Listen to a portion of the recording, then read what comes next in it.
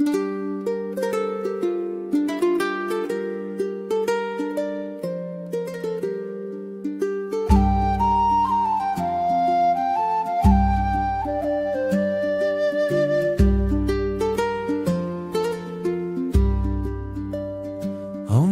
the road we sing another melody. At night we sit by the lonely fire, and the world is what we long to see. Yet true love is my desire. Yet true love is my desire.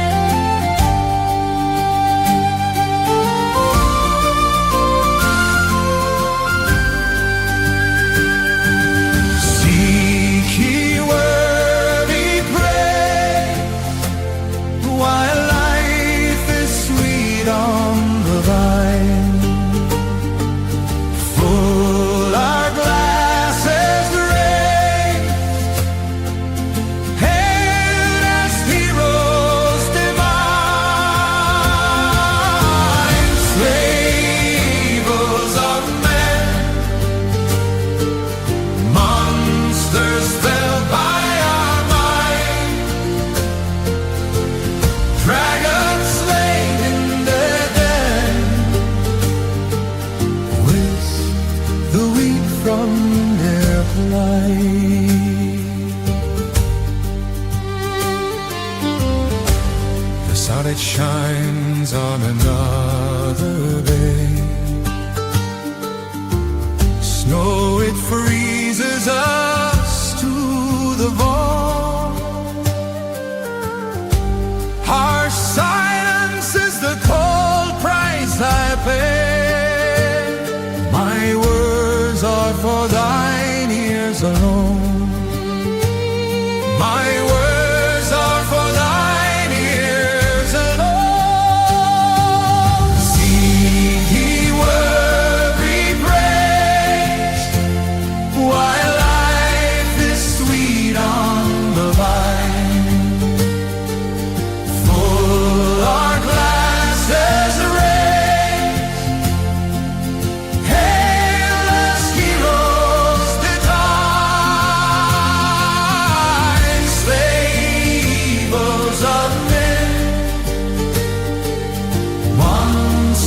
fell by our might, dragons slain in their den,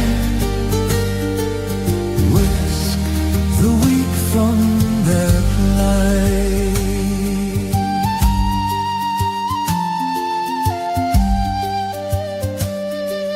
No gold, my jewels, can I grant to thee. No, Lord, am I by right, but at journey's end I'll sing a melody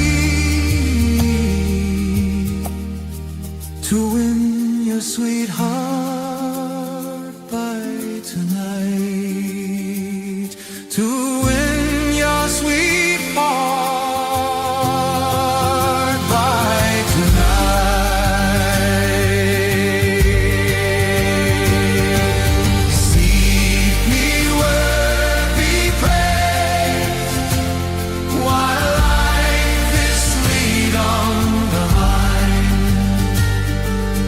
Full our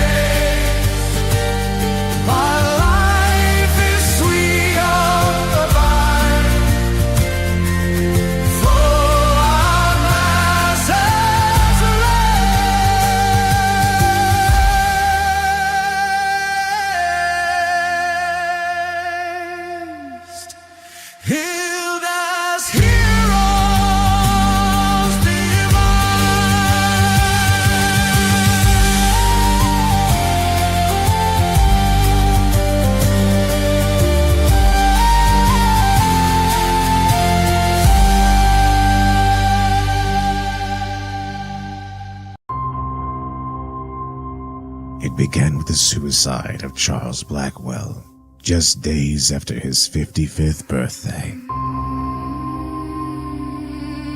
Then the Rhineswan family massacre. 3 generations painfully passing from this world, crying the same crimson tears Blackwell had. I sit alone on the edge of 5 members of the prominent Rhineswan family were found dead. After that, the media finally gave their murderer a name. The Red Crier Killer. Memento mori. Remember you will die.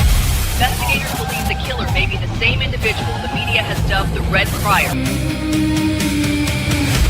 Memento mori.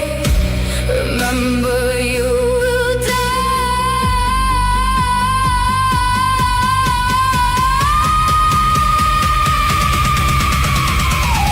I know it's droll to sell my soul. I wanted to protect them though, but I couldn't even play my role. Now vengeance is my only goal.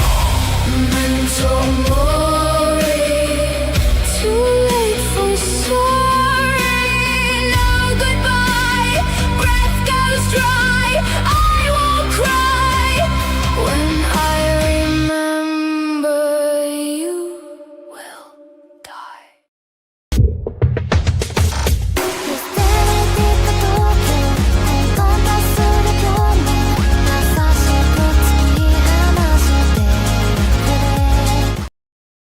And a good morning, best chat. Good morning, good morning, good morning. Hello, hello, hello. Welcome to the episode delicious morning nonsense chat. Welcome, welcome, welcome.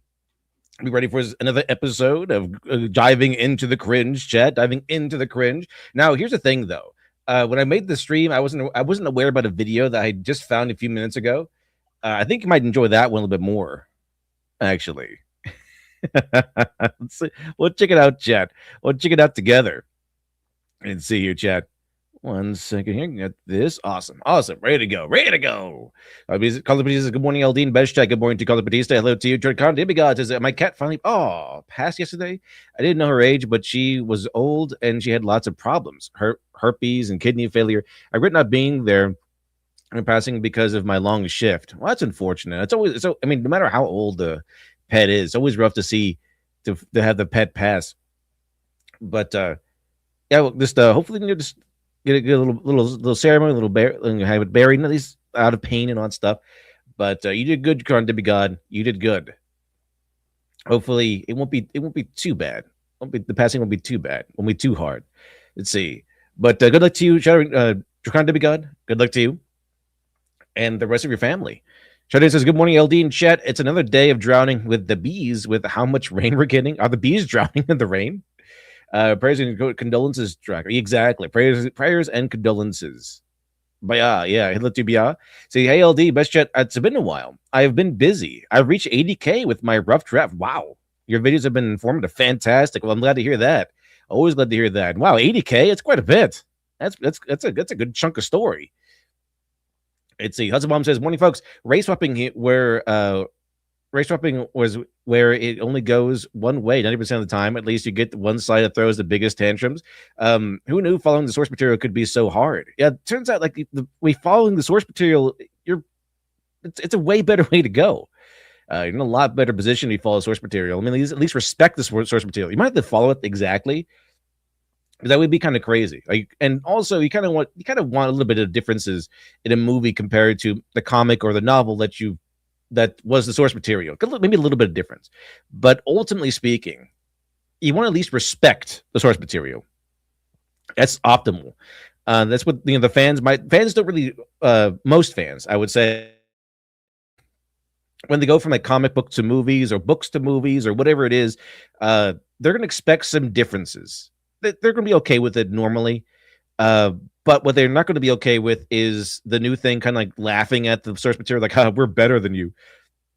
I like that one. Remember that one moment in that weird Devil May Cry game where it's like black haired Dante. It had a moment where the mop hits his head, and he for a second there he looks like he has the white hair from the traditional white-haired Dante.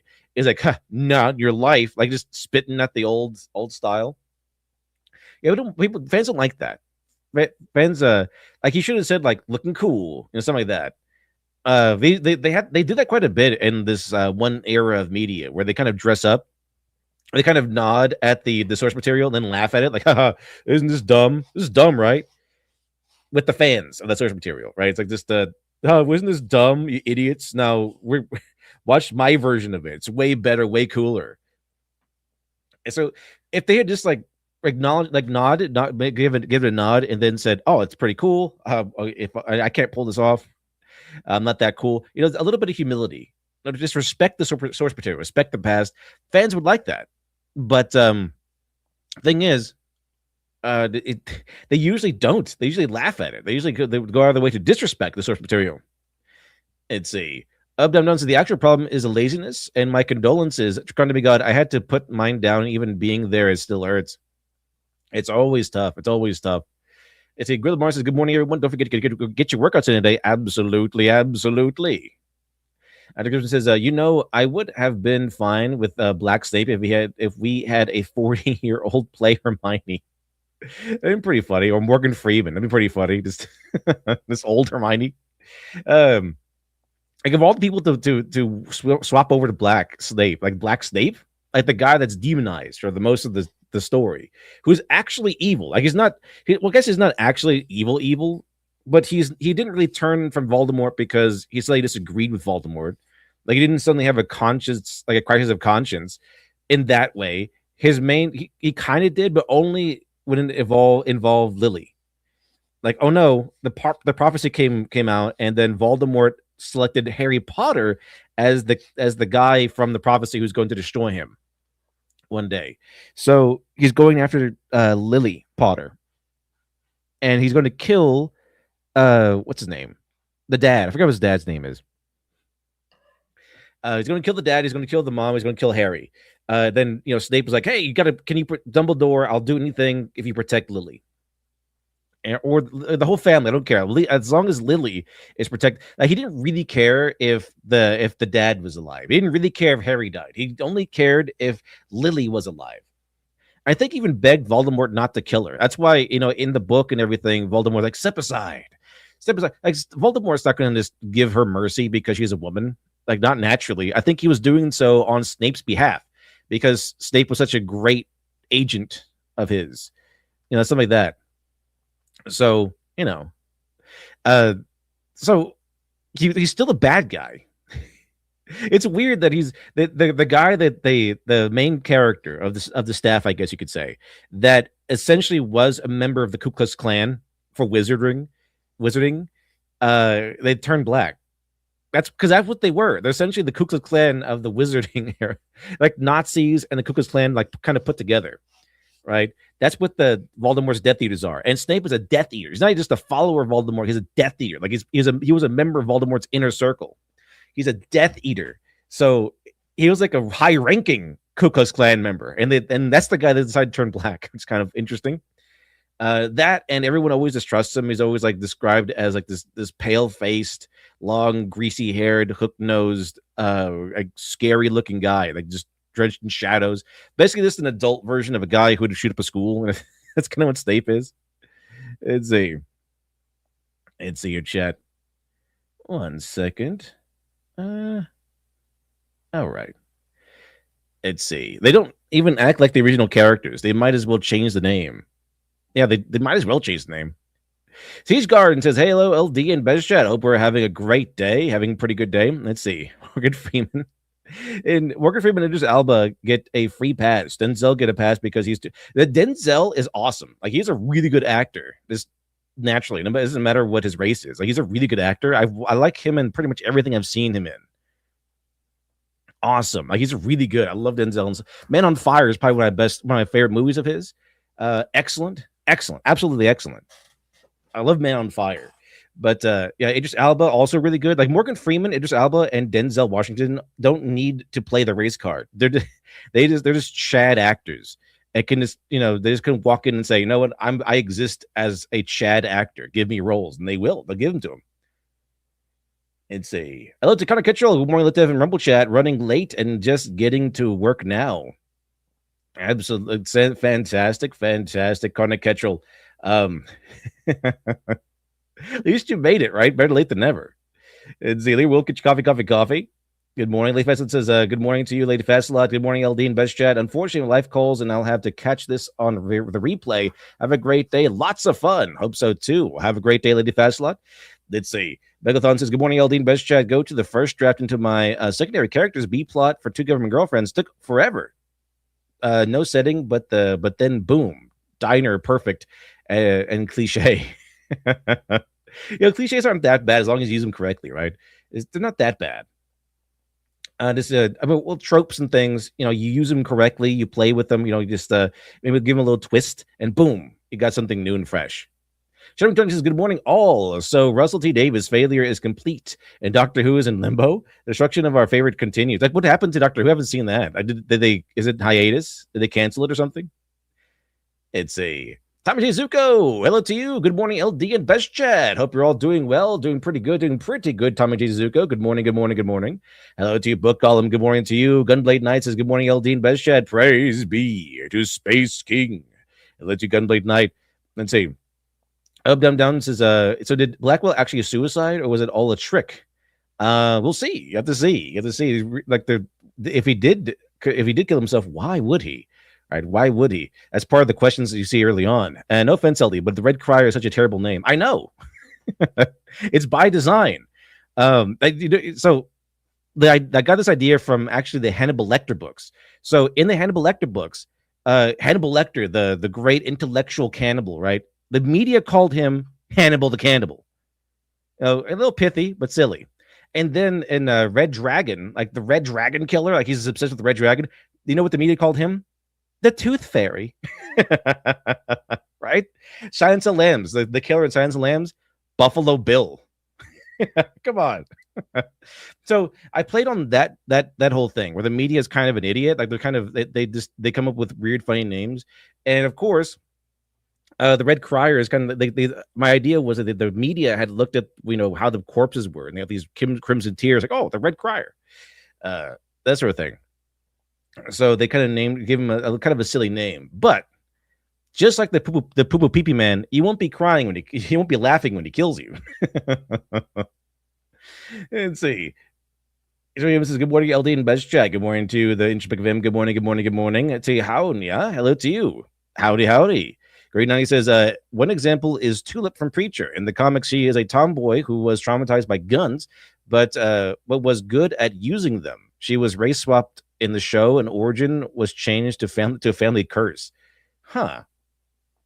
I guess yeah, they have to change them too. Like I guess change the background sometimes too to fit the race swap. Usually when you do the race swap, it's like this guy was made to make this role. He just has he was the wrong race, I guess. Like everyone points to the Kingpin from the Daredevil movie. Like that guy was awesome. That was a really good Kingpin. He fit the Kingpin role really well. He sort of happened to not be white. It's just the Kingpin's white and the actor wasn't. But he played the Kingpin. Like you could believe this guy was the Kingpin. Like he didn't play Black Kingpin. He played Kingpin. And this goes back to this interview with Avery Brooks, from DS9, Captain Sisko, where he's like, how's it feel to be a black captain? He's like, well, I'm not a black captain. I'm a captain. Like I don't wake up every day saying to myself that I'm going to do a brown male thing. I just do it, right? I'm not a black captain. I'm just a captain. Dr. Crow says, good morning, LD and Best Chat. Love digging into my bad idea folder because the ideas aren't bad. See, they were just half baked. It's usually what happens. Like in writing, there are very few really bad ideas, like really bad ideas, because usually it's about the execution or what you're going to do with it, right? A cliche can still be fun to utilize if you utilize it correctly, in a fresh or unique way. And usually this means unique to you, like this for two characters named Shim Fried and Rice Girl. So that sounds pretty cool. That sounds pretty interesting. You just use them correctly. Like you can have a big boobed elf girl in an isekai, right? It's that's almost cliche. or overpowered main character, also almost cliche. But then you do it correctly, right? You do it correctly. You have a little spin on it. Maybe the big boobed elf girl is actually like the queen or something like that, or maybe you have a switch where like maybe she was hunting the main character the whole time or something. I don't know.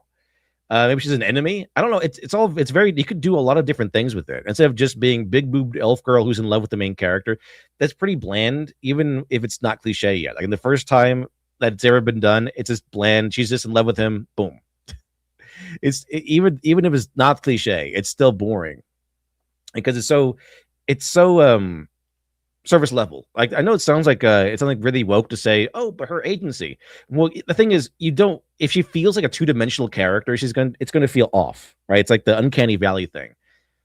And that's kind of what I get with some of the isekai, where it's just the fantasy is they have all these pretty girls kind of falling in love with the main character, and you can just imagine you as the main character.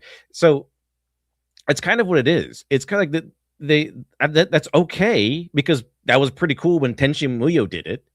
But in the modern day isekai, it's kind of like they have really no personality, or maybe a personality, but they don't really have any brains or agency of their own. They kind of just feel like generic anime girls whose whole existence is being in love with the main character. Now, some people, that is a fantasy, I suppose, but it's very boring.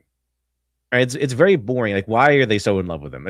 He just exists. He's like, they just find something they just find something intriguing about the main character that is really mundane. Like they just like a main character in Isekai could go hello, and then they're like, whoa, that was insane. He's intelligent and great. I got to dedicate my life to him.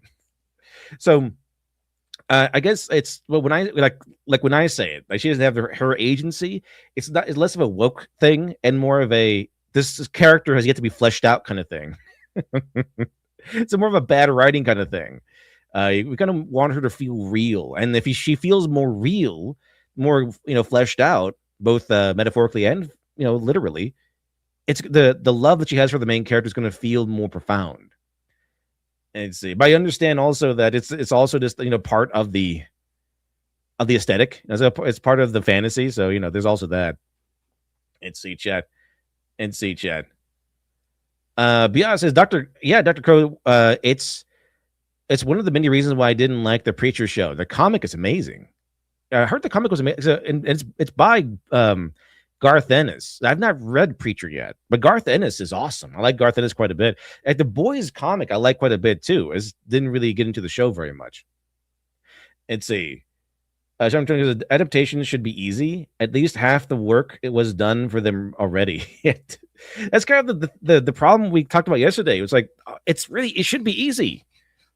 Like most of the work is done for you. It's basically, if you're given an IP that's already been established, you're doing this on training wheels. You kind of do this on easy mode, writing wise. You have the world established, you have the characters established, you have a built-in audience. It's like easy mode. It's kind of why they do it. But for some reason, they keep trying to. Well, I guess we know the reason, because they're getting creative people who want to be creative. This happened to be woke as well, but I mean, they want to be creative, and they're stuck in these IPs. They're stuck with the reins of Spider-Man or Star Wars or whatever, and they want to make their own thing. So that's kind of sympathetic. But as a professional, because they are professional, getting paid a lot of money to do this, they need to put those feelings aside. Those are selfish feelings, and then show off what you can do within the realm. Don't make your version of Star Wars. Make good Star Wars. It could be your version, I guess, but make sure it's good, a good version of Star Wars that fits within the world, that feels like it can live and breathe within the universe of Star Wars, when maintaining respect for the characters that should be respected, so on and so forth. So that's what they should be doing, but they keep going, no. I don't. Yeah, he did this in the book, but I'm going to do a whole different thing with this character. Like this, they don't really care. They want to make their own thing, and they're going to make their own thing whether you want them to or not. Even if it's someone else's IP. I gotta get just a good morning. Let's have good morning to Connor Ketchell from YouTube this time. Best chat. Running late from work because I had to argue with my insurance company in some documents. But I'm ready for the grind at work.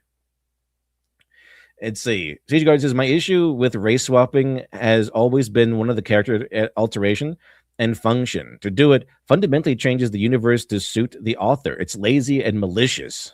It kind of is. It kind of is very selfish. Like, it's not like why. What is the purpose of race swapping outside of pushing an agenda, like a political agenda? Like, is there a reason for it? I just going in there determined to race swap. Now, there's one thing about you got the right person for the job, who happens to not fit the race exactly of the character. Like what's his name, Michael Clark Duncan. But right now they're talking about, we got to have some race swaps in there so it can be politically correct. Like, what is the reason? Is this guy just really good at playing Snape or something? Thomas Boyle says there are stories where it probably doesn't matter if the character is fringe. It was never spelled out in the source. Black Snape is crazy. Helen and Cleopatra, that's wild. Yeah, the Helen is supposed to be golden haired and everything. Helen of Troy. Cleopatra is also very fair skinned and stuff. But they kind of had this in the mind that everyone in history was black, and then one day white people happened to like exist at one point. It's into existence. And see, chat. All right, yeah, James Potter. That's what it was. James Potter. Let's see. All right, 1 second, chat. Get this ready to go. Get this ready to go. All right, chat. Almost done. All right. Okay, there we go. So, let's see. Yeah, James Potter. That's what it was. I forgot what his name was. There's so many names in Harry Potter, but James. It's Asteroid Plague. Salutations, everyone. Hello to you, Asteroid Plague. Good morning. Let's see. Bias says Rick Riordan of Percy Jackson. A dumb excuse for why race swapping Annabeth, even though in the book her having blonde hair matters. He says not to take seriously writing too seriously. I mean, I guess there is a point to that, but if it matters to the plot, you kind of have to take that seriously. It's kind of like the whole thing with Death from Sandman. Like everyone who was a fan of Sandman has waited years to see this on like a movie version of Sandman, and everyone loves Death. Like the character of Death was always fun to read and watch and see her operate, and her philosophy on things. And when it came to it, that's the one they race swapped. Like we were robbed of Death from the comics, right? She's supposed to be like porcelain, pale skin, like a very goth looking girl. Just a wild black hair and pale skin, kind of like corpse-like, but very gothic. But that's the one they race swapped, and essentially what we got was just someone who looks nothing like Death. She looks like just a regular person wearing a regular black lady wearing black clothes. That's what she looked like. She did not even remotely come close to recalling the image of Death. And then everyone's like, oh well, her personality, right? Her personality. Well, she even fit the personality. She's just generic British actor personality. Like it wasn't even that great, like that unique of personality, because she was this generic strong black lady in Sandman. When Death in the comics, for the most part, was essentially like a manic pixie dream girl. Like she's balancing on stuff and making jokes and winking, and basically she's also almost like an anime girl in the comics. Kind of what made her so interesting and unique, because the rest of the comic is so dour. it's so dark and stuff, and she does bring a very different kind of energy to it. Very different. So it's like this was nothing like Death at all from the comic. So looks wise, personality wise, neither were there. And see, Lady Fazza says a terrible human can still be heroic and moral for one moment. That doesn't mean the character was good morally. That's kind of the big discussion around Snape. Is like, because we watched the movies and everything, like, oh, Snape was secretly good. Like, no, he was not really secretly good. He was just in love with Lily. Right, that was it. That was the whole thing. Like, he was so in love with Lily that he turned against Voldemort and became loyal to Dumbledore. Right, that was the whole thing. But he had this one moment of like, okay, I'm turning against the evil bad guys, and wholeheartedly, 100% to lay my loyalties down at Dumbledore's feet so that he can save the Potters. And that was it. So it's very interesting. It's kind of nuanced here, a little bit more nuanced than he went from evil to good, right? It's because he didn't actually turn good. He still had all these he was, I guess he didn't really morally consciously turn against Voldemort. He turned against Voldemort only because Voldemort killed Lily, and that's kind of something he'll never forgive him for. So it wasn't like a crisis of conscience or, oh, am I the bad guy? Like, no, that's not what drove him to change allegiances. But it was a strong enough thing that Dumbledore was like, oh yeah, I trust him implicitly, because he basically he the power of love was what made Snape so trustworthy. Like, even though maybe he still sided with Voldemort philosophically, he would never ever betray Lily and the love that he had for her. He would never do that. So it's kind of more nuanced. It's kind of like he's kind of like a Gold Ducat. Like DS9 has Gold Ducat. It's very much like the situation. Like, he seems like he turned good, but he never actually turned good. He was just a slave to his ego, and he happened to love his daughter very much. And that's kind of what happened. And he kind of went insane. Fenrir says, and Adam Driver, who could play the perfect Snape, is right. Yeah, they could have got They could have gotten Adam Driver or Keanu Reeves. Well, yeah, they're kind of maybe, again, people say like they might be too handsome, but they kind of like fit every single category that you kind of envision in Snape. Right, it's kind of how it goes. Let's see. C's Garden says, if I, a white man, was charged to make a Shaka Zulu movie, I would make the character as close to the man as humanly possible, out of respect for. Yeah, that's kind of what you would do. Like, that's what makes sense. That's what you naturally would do. Like, we have to keep it as faithful to the original or history or reality as possible. Let's see. Ace of Swords, Silas Archer says, good morning, LD and Rumble Chat. Hello to you, Ace of Swords, Silas Archer. Good morning, good morning, good morning. Up, down, down says, no one wanted the Christmas special, so they had to cancel this whole show. Is that what happened? Man. No one wanted to watch the Christmas special usually is the big one. That's like the big one. Man, that's crazy. It's a Beyond says, my take on race swaps is this: if your setting supports it, cool, do it for creative reasons. For example, I can see a water or marine setting having different races because travel is frequent. Yeah, exactly. It's like, okay, these guys are blind because they live in the dark and that sort of thing. Are they getting much Ashford Plague? It's an all right name. I think it was. I was going to go with something cooler, but I was like, this. It seems too fake if it's a really cool name, because the media names him, and it's like, okay, I like the media obviously didn't name him. It was the writer who named this person. It was too cool sounding. All right, so that's kind of like the media will come up with these interesting names are not all that great because they just like something silly like a Tooth Fairy. Golden Reaper, this is the $5 super chat. Watch the Possum review on He-Man, or the Reaper review on He-Man. No, that'd be pretty good. I mean, I've seen so many people like the movie overall. Shad loves it. Even Critical Drinker likes it. I haven't seen Possum though. I haven't seen the Possum review. I do know some people are like, oh, it's really woke. So I don't know. I haven't seen it yet, but it seems pretty cool, and that's kind of where it's leaning, I think. And see, I'm totally doing white. I'm going to do a white guy thing. Let's see. Israel Griffin says, I'm not familiar with Preacher comics, but I did like the show and thought Ruth Negga was good in it. Oh, I haven't seen the show. I'm really interested in seeing the comics. Good morning to you, Respin7. Good morning, good morning, good morning. Alex, hello, good morning to you. Good morning to you. Thomas Boyle says, there are some strictly bad ideas in writing, and great many things need connective tissue to function. See Luke tossing aside the lightsaber.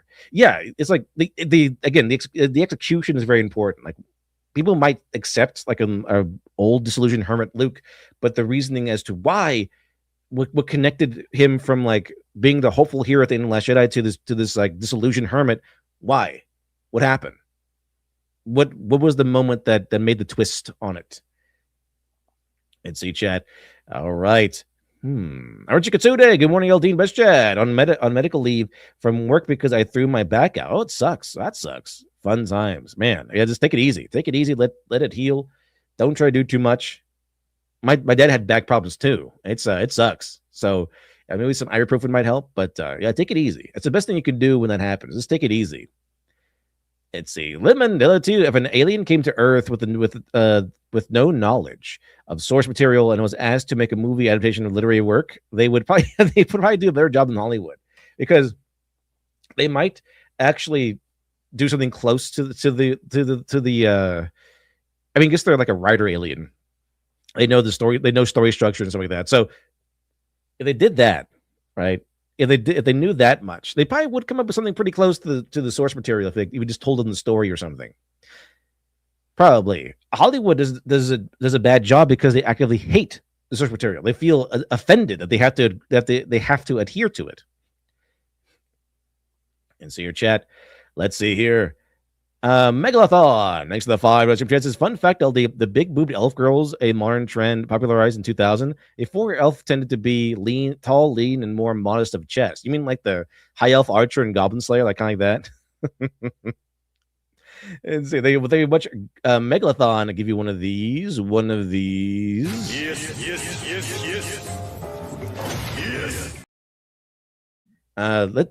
Thank you very much, Megalithon. And Litdev. The black separatists also tried to make Hannibal Barca sub-Saharan African. Yeah, he wasn't. He definitely wasn't. He was from Carthage, which is like on the coast. Like, it's not sub-Saharan Africa. It's like on the coast, actually pretty close to Rome. Like, yeah, it's kind of, it was like this across the, it's like the Rome of that area almost. But yeah, it's pretty close to Rome. It's just, divided by the sea, I think. So it was definitely not sub-Saharan Africa, not even close. In fact, I saw a version where Hannibal Barca was played by the same guy that played Bashir from DS9. Now that's probably a little bit more accurate to what he looked like. He definitely was not sub-Saharan African. And see, Tom's boy says Snape is difficult. Good as bad is maybe the wrong metric. He who he is because of James? Is he the half-blood prince, not a kind, sad moniker for the wizard purist sect? Yeah, he's a very complicated character. It's kind of probably why that when there's a story that goes around, right, where J.K. Rowling had to convince him to stay. What's his name? The guy played Snape. She had to convince him to stay, because he's like, oh, I'm just a bad guy. This is kind of boring to play. And so she went ahead and told him the secrets. Right, Alan Rickman. She told Alan Rickman the secrets about who he was. Like, what is this really big twist building up with Snape? And then that's what got him to stay, because it became a lot more complicated. It wasn't as easy as good and evil. It became a really strong complication. Let's see. Yeah, but Snape is supposed to be a little bit difficult, a little more nuanced than just, is he evil or is he good? Let's see. Richard Gravel says he did go more good than bad, though. Yes, he was flawed, but he was absolutely opposed to Voldemort. As soon as Voldemort started hunting Lily, I think you get the fleshed out in the pensive. Oh, yeah, definitely. Like, whatever he might have been, Snape was incredibly loyal to his love for Lily, like just endlessly. That's why we had that moment where he's like, Lily, after all this time, always, because it doesn't, like, his love for Lily was so strong that it overshadowed anything else he must have felt. Any loyalty to Voldemort he had was overshadowed by the fact that he killed Lily. Like, there's no more gaining Snape's loyalty after Voldemort killed Lily. There's no more. There's no way. There's no way that Snape would faithfully serve a lord that killed Lily. Ever.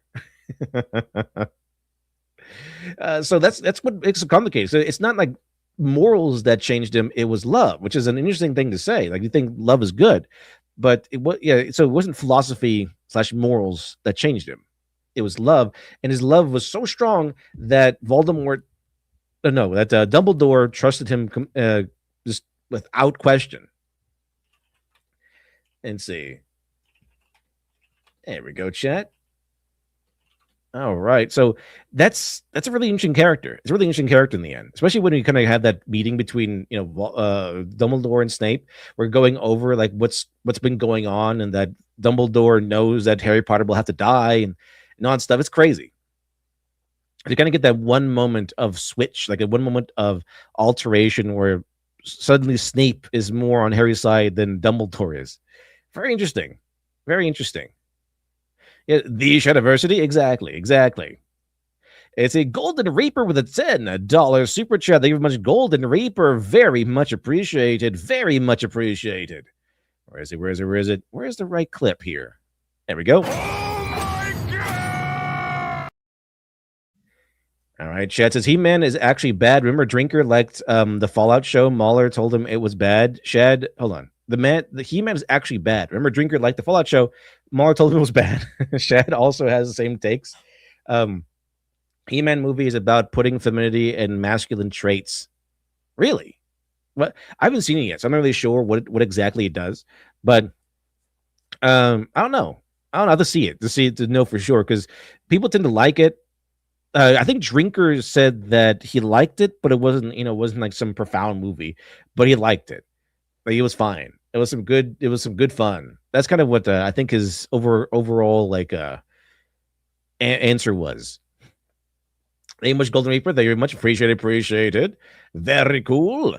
Let's see here. Levi says, earn the privilege to do your own work. Yeah, exactly. Looking like you amateur Hollywood writers. Yeah, just is that one art director from Obsession who was like who got paid, I think, what, $6,000 or whatever to do the art direction, right?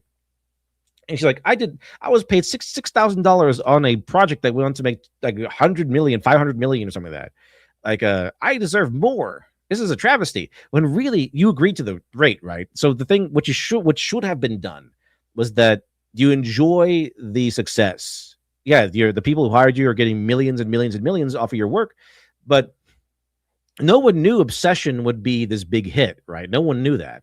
So it was like a smash hit. Like, there's no thing where they're like, oh yeah, we knew it was going to be a huge smash hit, so we're just going to undercut you.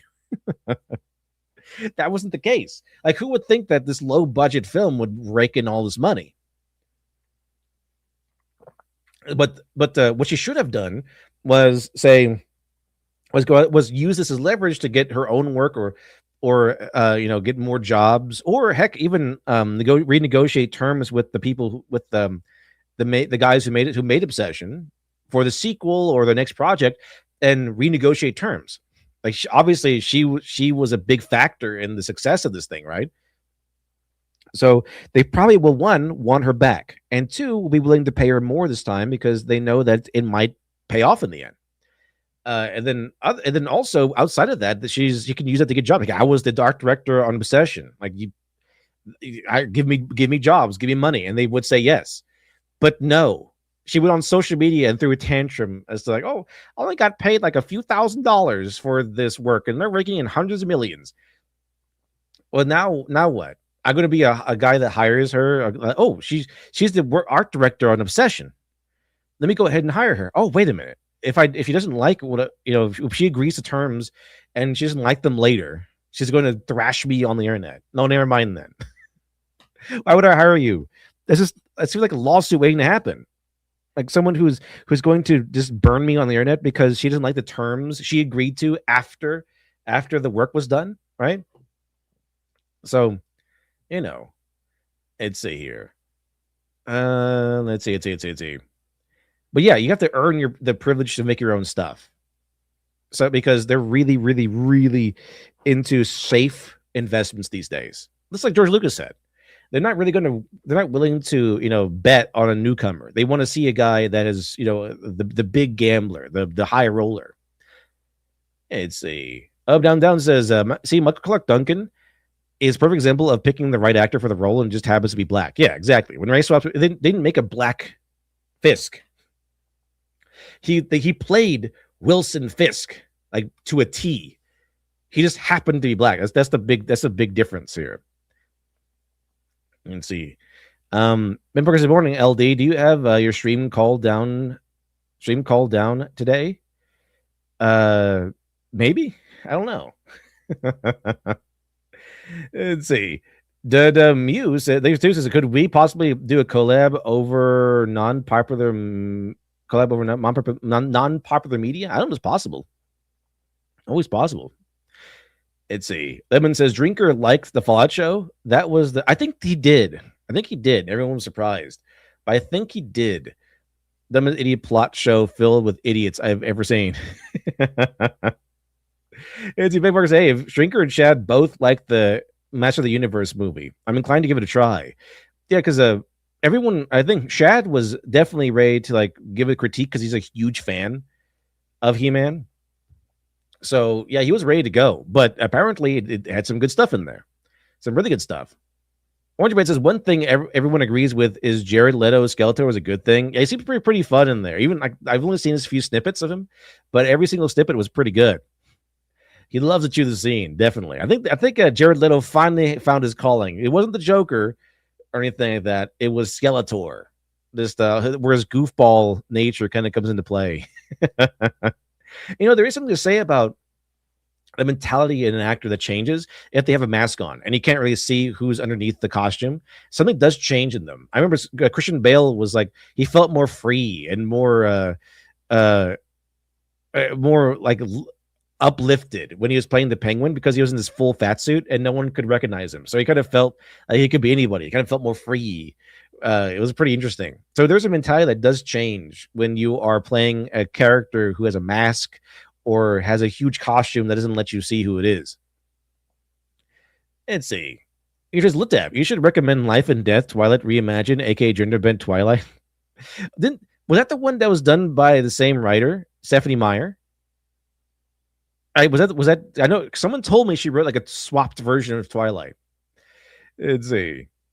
These Garden says, I think it has flaws, but it's not bad. It could have been a lot worse. A lot worse. Oh, yeah, definitely. I mean, just today, it could have been like all about tearing down masculinity and stuff. But let's go over this chat.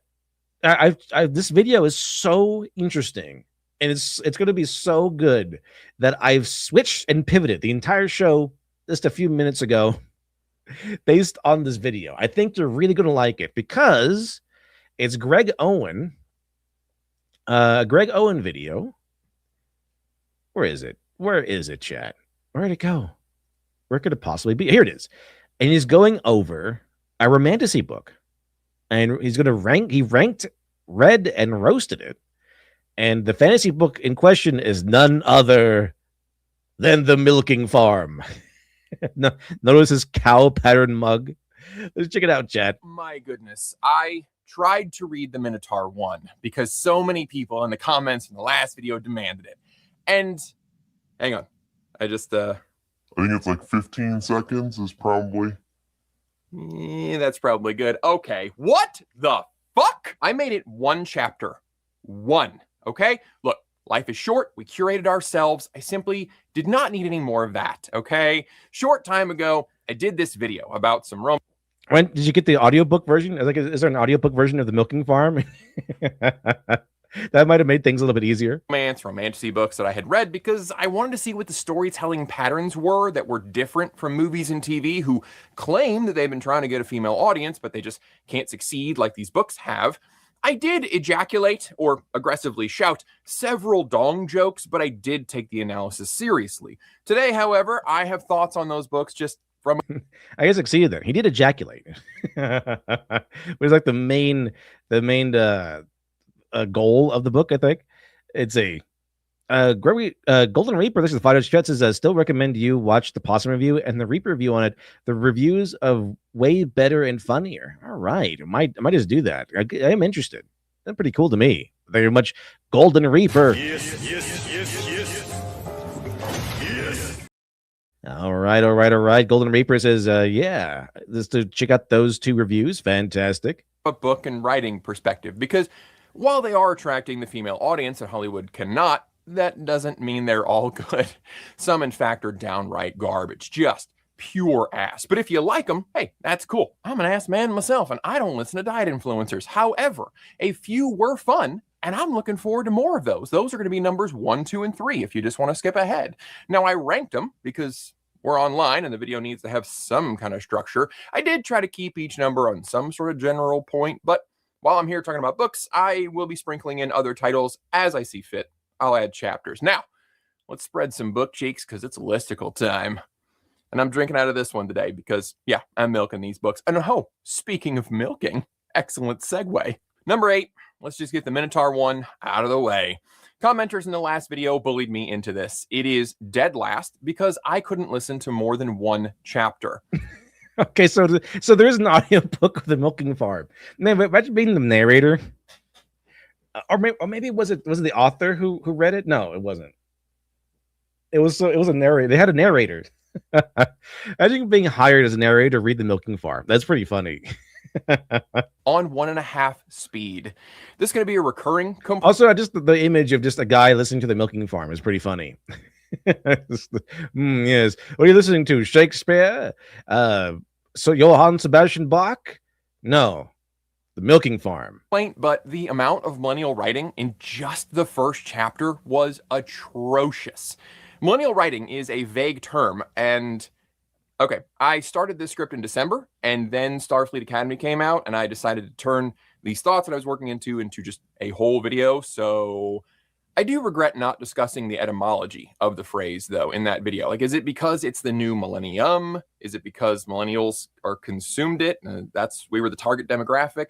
People very angrily pointed out that most of the writers are Gen Z. No, I meant to say Gen X, although some commenters did say it's not millennial, it's Gen Z. So I don't know how to. Yeah, it's going to happen. Like, no, actually, if the person who wrote this was Gen X, it doesn't really matter because this was made for millennials. I point out that, J.K. Rowling's like, what, 60? But her books appeal to millennials. So it became the millennial cringe. Not the writers, but in the marketplace, the buyers who kind of determine where things go. And so millennials love this stuff. They pay for it, they buy it, they dive deep into it. They love this stuff. So they kind of guide the direction of it all. So, Harry Potter was written by like this a woman who's now 60, but it wasn't made for her generation. Like, it wasn't made for people of her generation. It was made for, a younger audience. So, yeah, the ideas that millennials love now are made by the previous generation, obviously, but the millennials love it. They pay for it. They exalt these things and they use it themselves. So this is kind of why we call it millennial writing and millennial cringe. Make people happy. And they were correct. I don't know, man. Some folks get really prickly about generational labels. Anyway, back to what I already wrote. Millennial writing is a vague term, but for me, it refers to a few things, and if enough of them are present to a strong enough extent, I'm going to call it millennial. They often have therapy language, for example. There are traumas. Aha. People have anxiety. That's a major plot point. They're aware of. Yes. So I'm glad everyone is noticing this too. Like, part of millennial writing is the worship of therapy language, psychological terms, or pop psychology terms and everything. Therapy session like scenes, or like, oh, let's sit down and talk about our feelings. I got so fed up with this with Amazing Digital Circus. I like Amazing Digital Circus, but the parts I always complained about were like the 6,000 to 7,000 therapy session scenes per episode. Like, you get one every couple, all right? I'm not really going to grant you the leeway to do 4 million per episode. That's too much. It's too much. And talk about boundaries and mental health and emotional labor a lot. I distinctly connect the term emotional labor with millennials. Yeah. Excessive quippiness all the time. Quippiness. And right now we have the Gen Z and Gen Alpha afraid of authenticity. We kind of, and sincerity. We kind of went over that, right? But they learned it from us. So this irony thing kind of started off with us. And so it's become Gen Z cringe. People know this as Gen Z cringe, but it started off with us. It's just that Gen Z picked it up and made it way, way, way worse. Can be serious because everybody wants to have a one-liner. There is a clear attempt at banter constantly, and it feels forced and unnatural. Think MCU humor. They're shoehorned in current-day political topics, sometimes gossamer thinly veiled, but usually just outright spoken, as though you were watching a podcast. And lastly, and this is something I'm going to complain about later as its own separate category of bad writing, millennial writing tends to include a lot of modernisms, which is especially apparent in a fantasy setting, most of which today's books are. Morning Glory Milking Farm goes hard in the millennial paint on all fronts. The main character is accepting a job to give handies to minotaurs in case you... It's really funny when you say the whole name. So properly like this. More and then came Morning Glory Milking Farm, the greatest book in the era.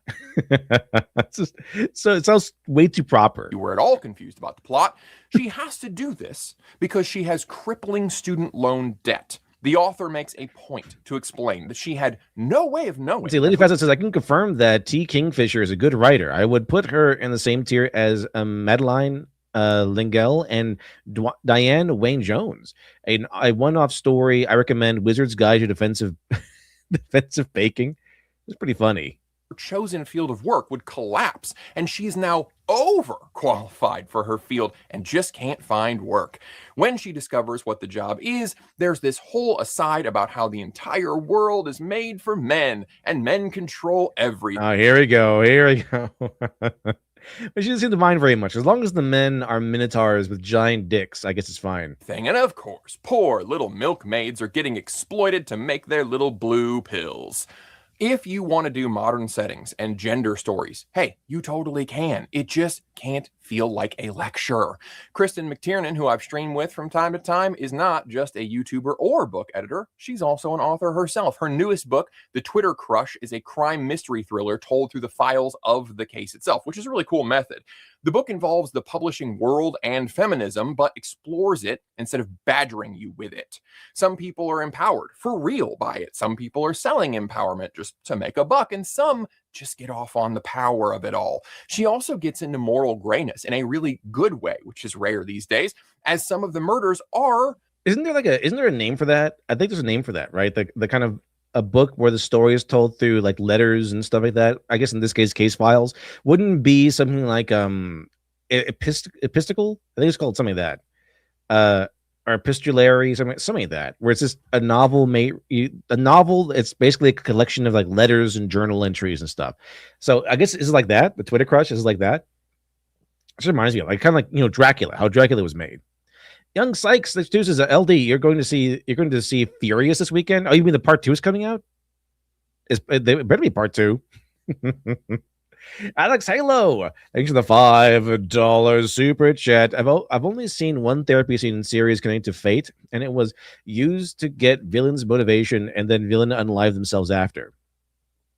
Yeah, see, like in Amazing Digital Circus, it's like it's used as a way to get like I guess more character development or whatever, but there's too many.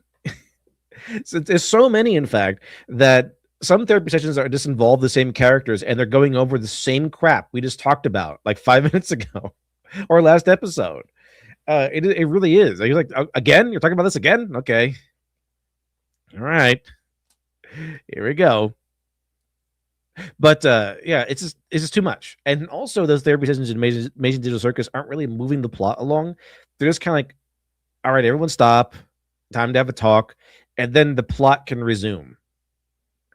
All right, that's it. So here's the thing. They did a good version of this with the Pomni and Jax, because they were fighting.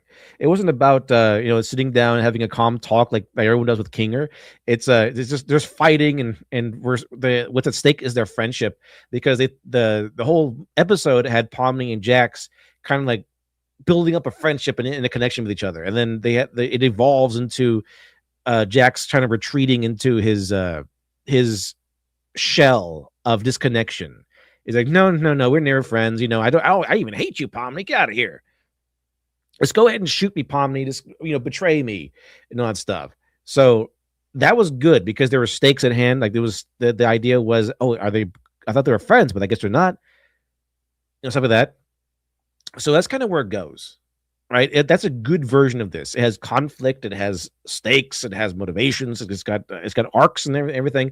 It's really cool. It's really interesting to see play out, as opposed to the other therapy sessions where it's just kind of like two characters sit down to talk, and one talks about their feelings, and the other one goes, "Oh, it's okay." There's too many of those. It doesn't really go anywhere. It's just kind of like, okay, here's them expressing their feelings, like at the end of a Full House episode. And see. Thank you much, Alex Halo. Appreciate it. I can't say justified, but certainly not tragic. You know what I mean? However, once the killer is convinced that they're killing horrible people, well, then they start to enjoy it, and the definition of horrible starts to get a little hazy. It's a really fun read. You should check it out, or just watch her on YouTube. Back on the milking farm, though, the main character doesn't like her overprotective mother and refuses her offer to live in the attic. She won't suffer such an indignity, doesn't want to live in their small town where nothing ever changes and nobody leaves. But she is okay with milking bullmen. In addition to the millennial writing, Yeah, it's just, I remember Pomni was like, okay, we're doing this again. Yeah, it turns out you're the character's like, another one. All right. there is just bad writing. I actually wrote down one line while I was listening to this. Sharon Trunk says, well, the only milk I'm interested in is what's in my breakfast cereal. Sounds good to me. Is usually cow variety, hopefully. Hopefully cow, not bull. Have a great day, LD and chat. Hello, T. Sharon Trunks. Well, have a good day. Have a fantastic breakfast. As she is about to be led into the milking area, quote, a strange prickle of apprehension prickled up her neck. If one of my children gave me a paper with that sentence, I would hit them with a thesaurus. And finally, we are treated to a vivid description of a foxwoman, because, you know, this is a fantasy setting, even though literally every other thing is identical to our current year Western life. A foxwoman lubes up her gloves and does exactly what you know she does before hooking up a bovine udder suction tool to collect his specimen. Our main character accepts the job online on her laptop in the fantasy setting with minotaurs and fox people and goes to sleep while, quote, ignoring the tingling between her legs. That was plenty for me. I didn't need another 4 hours of that. Real quick, though, for all the people who are going to be saying, see, you see what these hussies are reading. She breastedly boobied down the stairs. Exactly. She walked boobedly down the stairs. He handsome billionarily across the room. I truly think that this particular book is an outlier. I know many of you heard about this book recently, last couple of months, but it's actually been around for some time. I first heard about it almost 2 years ago on Instagram. It was making the rounds there in mocking because this is really a masterclass in marketing. Like, this is a perfect storm. This cover is a great spoof on old romance novels, but instead of Fabio, it's a minotaur, a bull man. The title is about a milking farm. So you know instantly what kind of milking is being discussed. It's so crazy that it makes easy fodder for reels to laugh about. And then for many people, there was also apparently a morbid curiosity to find out or laugh at what was inside. And I am jealous. I will admit it. I would kill to create a video thumbnail that instantly lets you know what the video is about in a visual way and creates enough curiosity that you just need to find out what's inside. This is genius level design and titling. And game recognized game. Actually, I don't have the game. So I just respect it in general. I was still grossed out and could not stomach that terrible writing, though. My point, though, is that if number of reviews or anything to go by to guess at sales, Morning Glory Milking Farm is very much an outlier. Most of these monster romances are very niche. This book is the literary equivalent of the whole 6-7 thing that kids are doing. They have no clue what it means. I have asked 5th through 9th graders personally. Nobody has a clue, but the more people seem to want to talk about how dumb it is, the more popular it gets.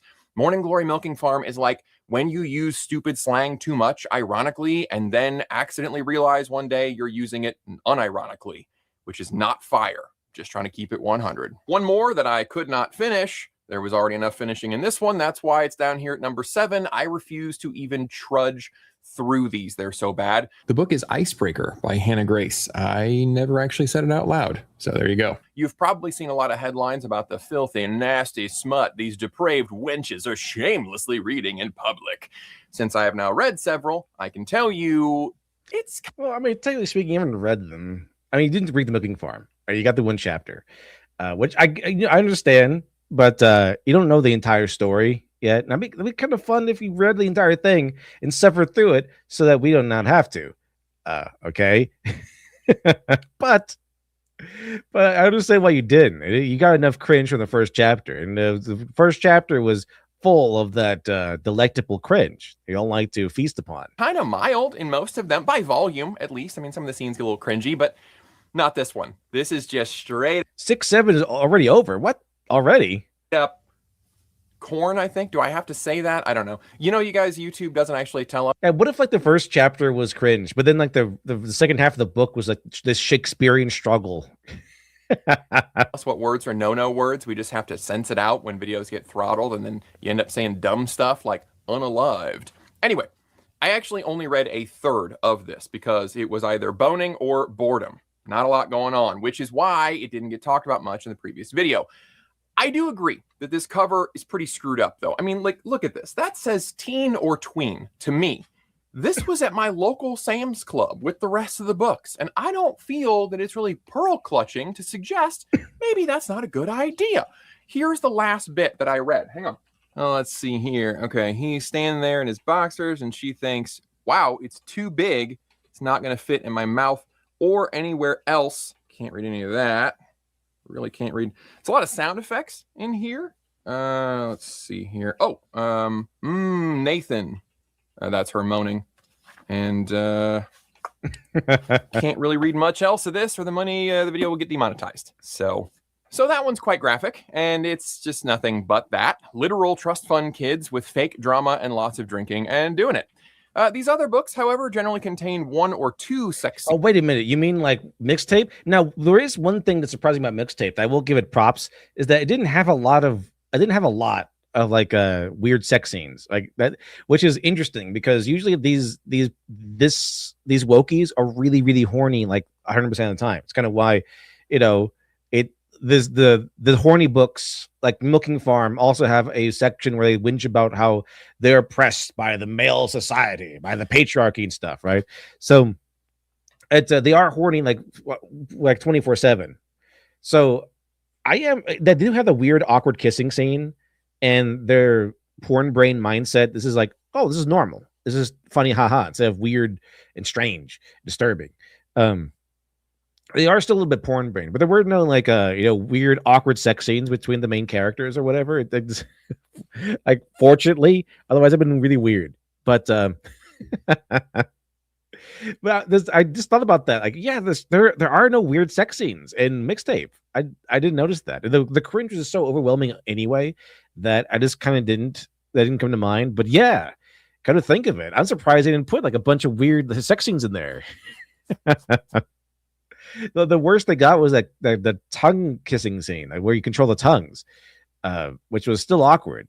But yeah, you think there, a whole thing about rebelling against her dad, there would be some weird like wokey sex scenes in there, but no. I mean, Life is Strange had them.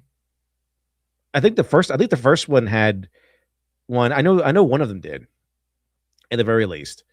They kind of hinted to it, like in Life is Strange 1, it was hinted that the Christian girl friend, or the girl was like, she was gang banged or something like that, and then they took pictures of it, and so she was being bullied and blackmailed, and she ended up committing suicide because of it. So I do remember that part. They didn't really have that in mixtape.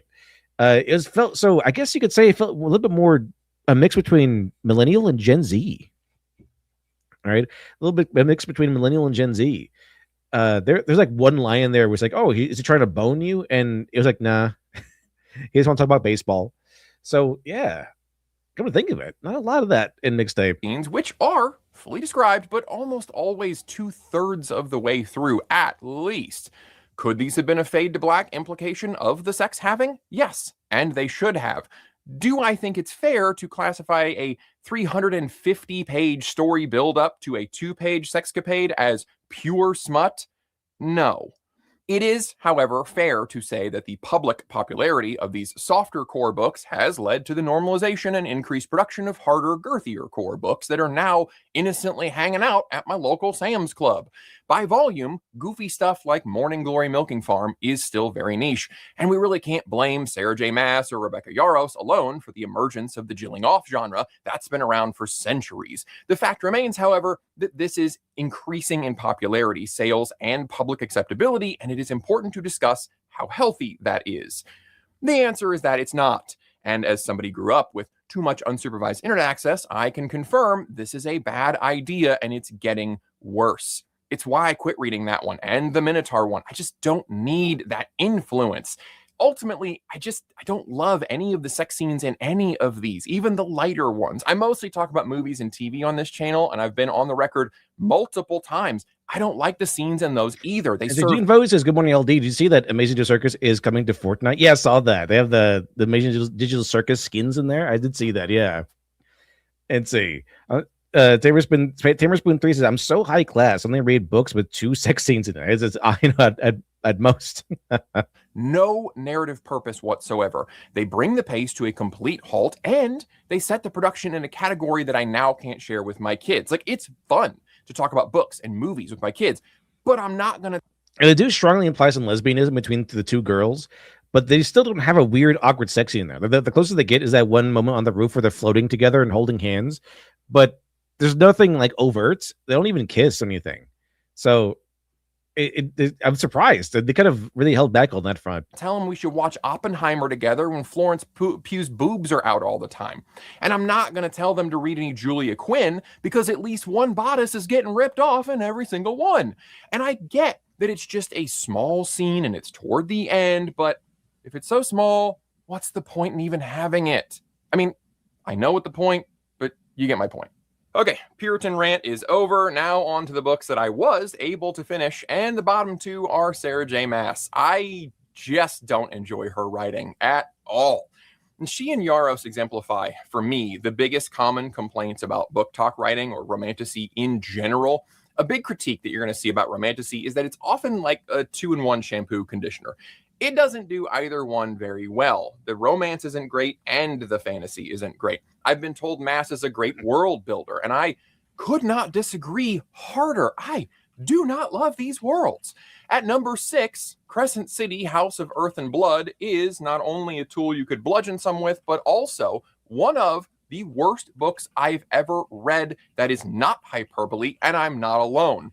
When I told her about the original point of the video, I was tricked into reading this by my wife, who I thought loved me. Turns out she just wanted someone to share in her disdain of the book. And I thought loved me. Kirk Clips, hello to you. LLD, hello to you, Kirk Clips. Good morning, good morning, good morning. Seg says, I've been told that Sarah Maas has the capacity to write well, but choose to use her powers for evil. Well, I think isn't that something that happened with one of these big entertainers? Like, wasn't it Kesha? I think was it Kesha, where she actually has like a high IQ and she really would like to do like better songs, but she had to play to the masses instead, and so she kind of made the songs a little bit more suited for mass appeal. It could happen. Yeah, just you want to get a bunch of eyes and a bunch of money and a bunch of attention, a bunch of sales. So you kind of you do something a little bit different than what you might originally want to. And see, actually, I'd rather watch this hentai scenes from Fate instead of reading those books. I'd probably better written. It's easy to share in because, oh my goodness, where do you even start? Sarah J. Maas writes horrible people, but it's okay because they have like past trauma that will be revealed and you're supposed to feel bad. It's the most, again, millennial. I've definitely been to a lot of therapy style writing. How about the language? Most of the people in here are supposed to be hundreds of years old, yet speak just like the infuriating 22-year-old main character who acts like an obstinate 13-year-old. But it's not just the tone, it's those modernisms again. It's Bryce and her friend shouting, "Light it up, bitch," at each other. It's the non-stop regular swearing and American slang because the author couldn't be bothered to think of a different way of speaking for people in this fantasy realm.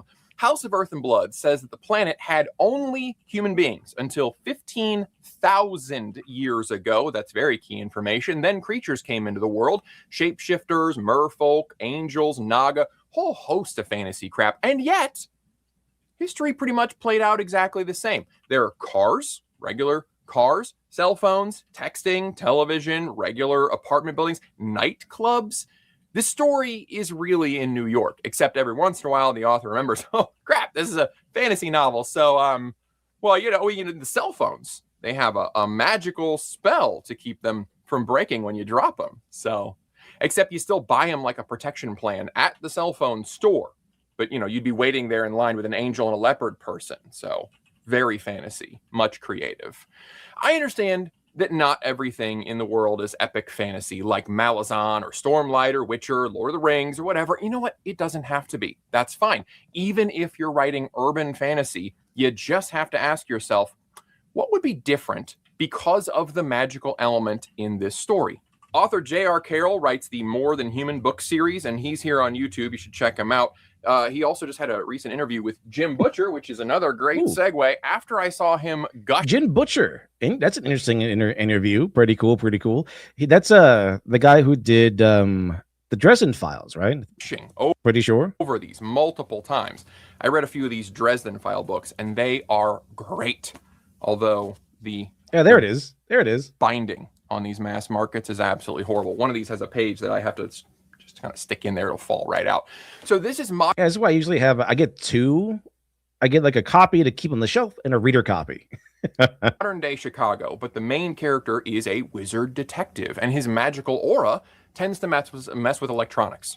All right, cool. That's a different thing that we can now work into the story. Sometimes it helps Dresden when a villain is relying on something electronic. Sometimes it screws him because things don't work when he needs them to. His apartment and his office are unique settings because he can't have The Orange Man says, Piers Anthony is the master who fused magic tech. He knows how to use both. Yes, absolutely. Computer. Absolutely. So hold on.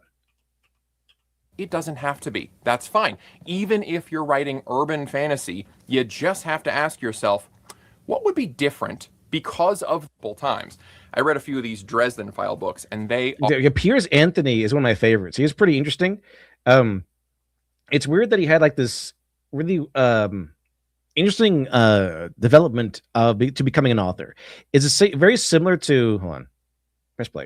Author is very similar to Lee Child. So Lee Child was actually fired from his work at a British TV station. It wasn't the BBC. It was something else, I think.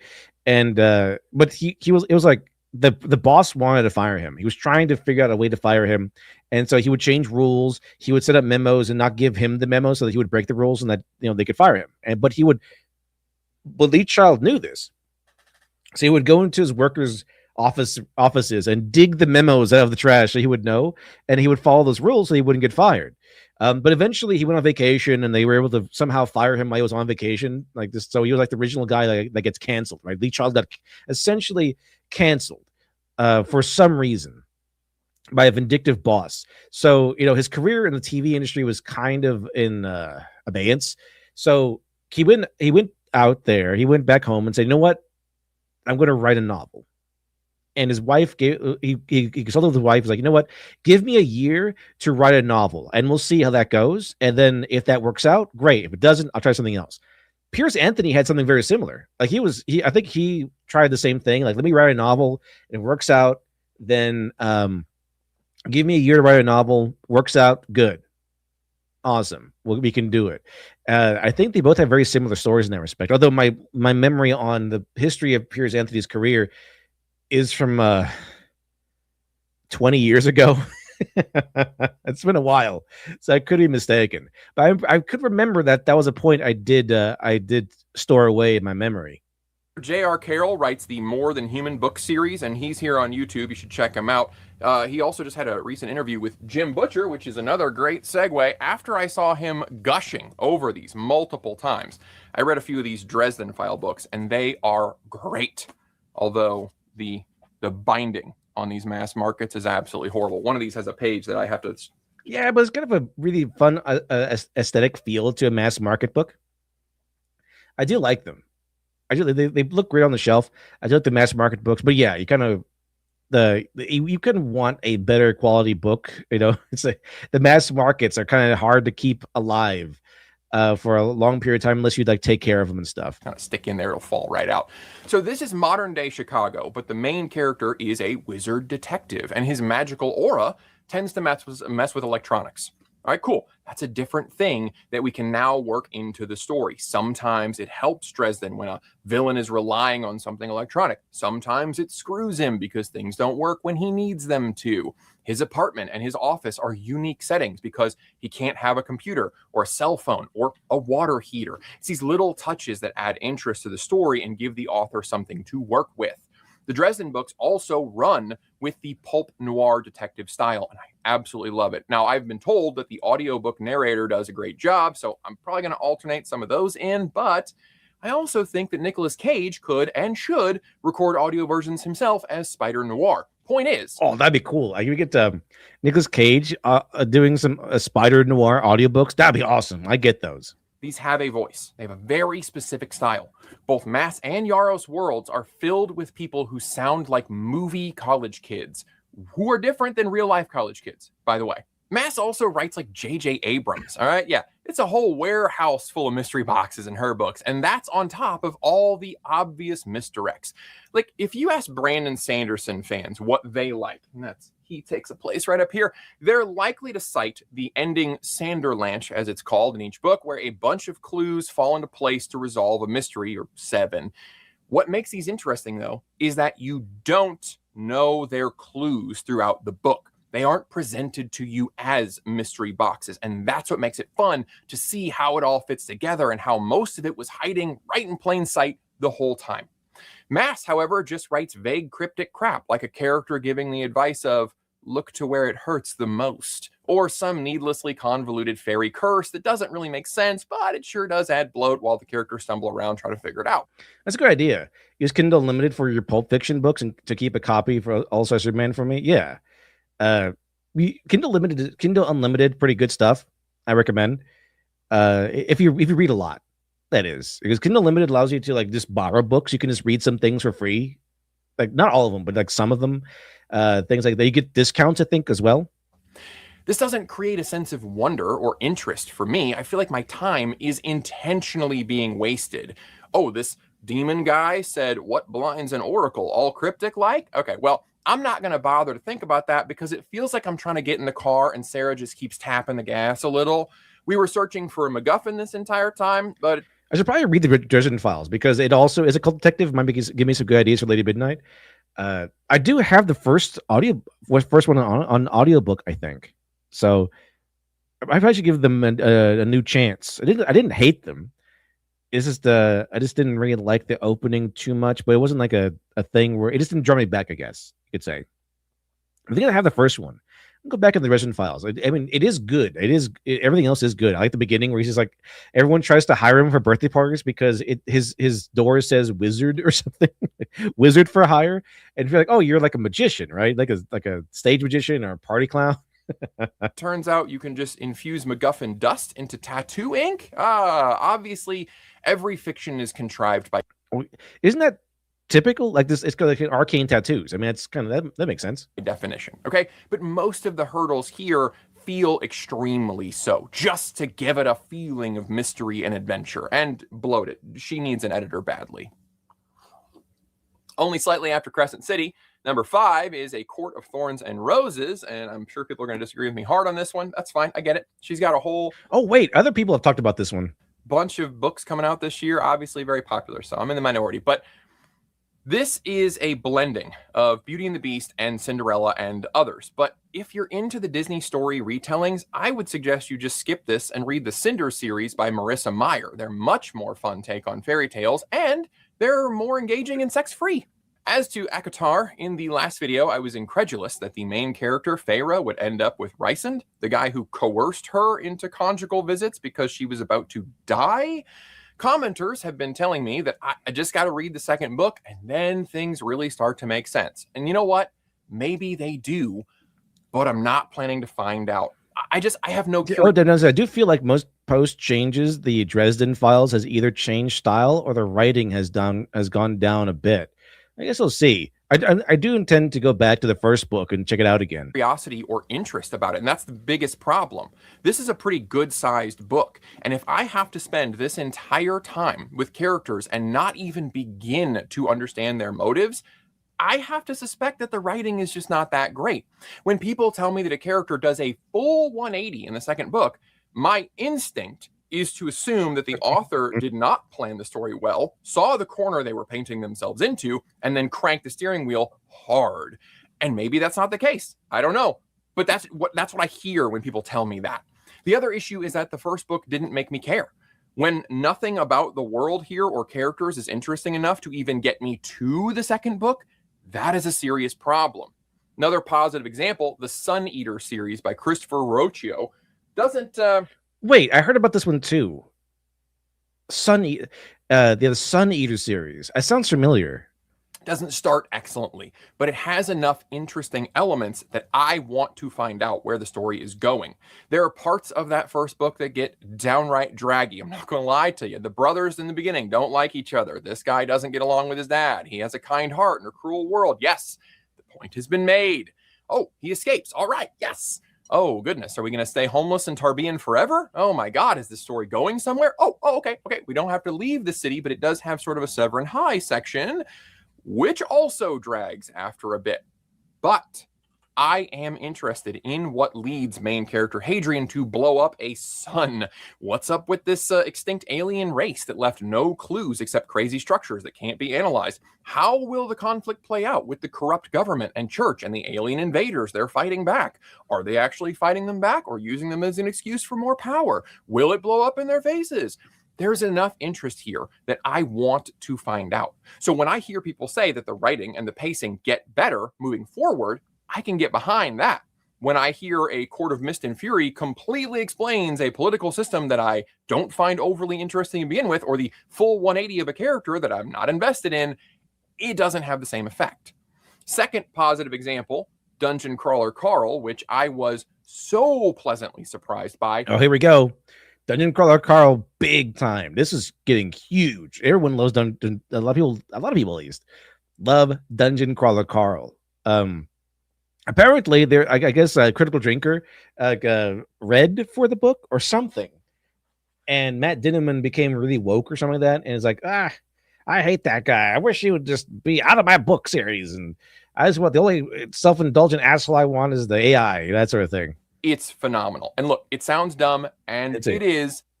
Alan says, okay, sorry, LD, I missed the middle of the video. How did we get here from the milking farm? Well, I guess he only read one chapter of the milking farm, so it wasn't that long a review.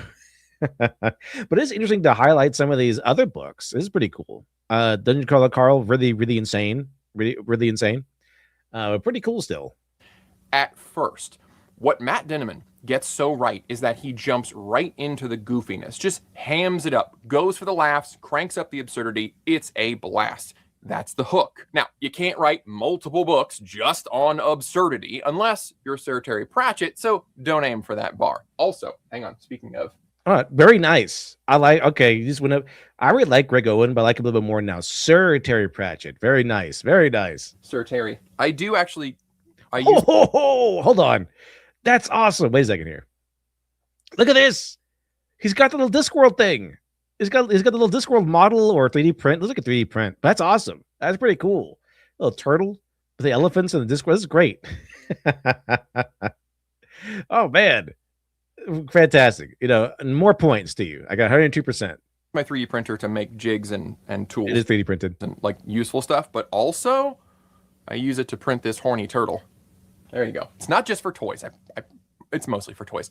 Now, what Dinniman absolutely nails is the pace at which he brings in the heavy stuff. We start exploring consumerism, existential ideas, corporatism.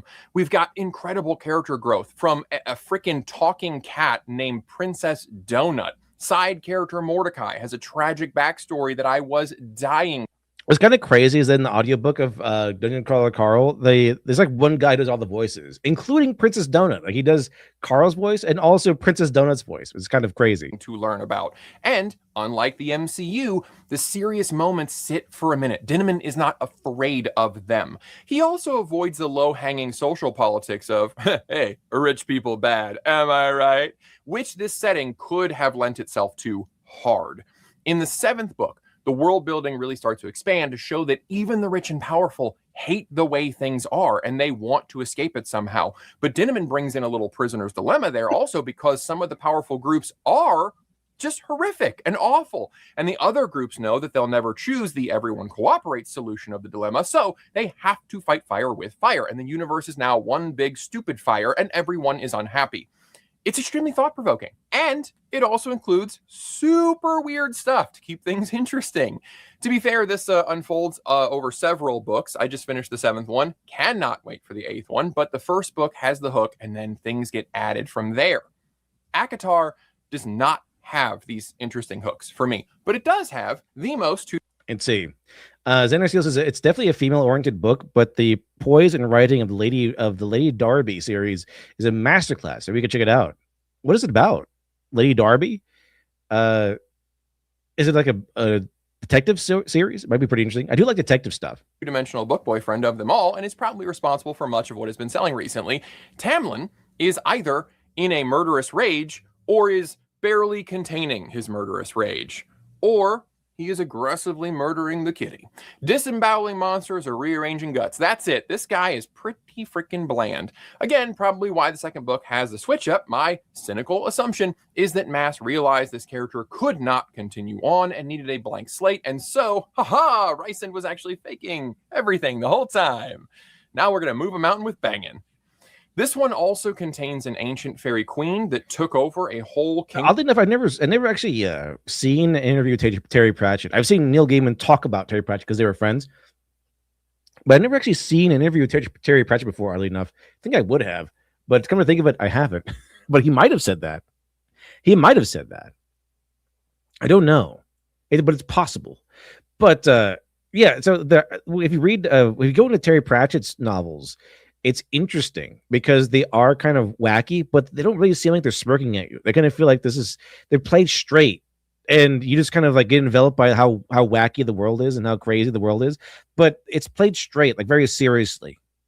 It's just the absurdity is kind of amusing because it is absurd, but everyone is treating it straight laced, like straight faced. This is how things actually operate in the world, which is different than what we get from like millennial writing, or millennial writing will do something absurd and then turn to the camera and smirks like, isn't this funny? We're both in on the joke.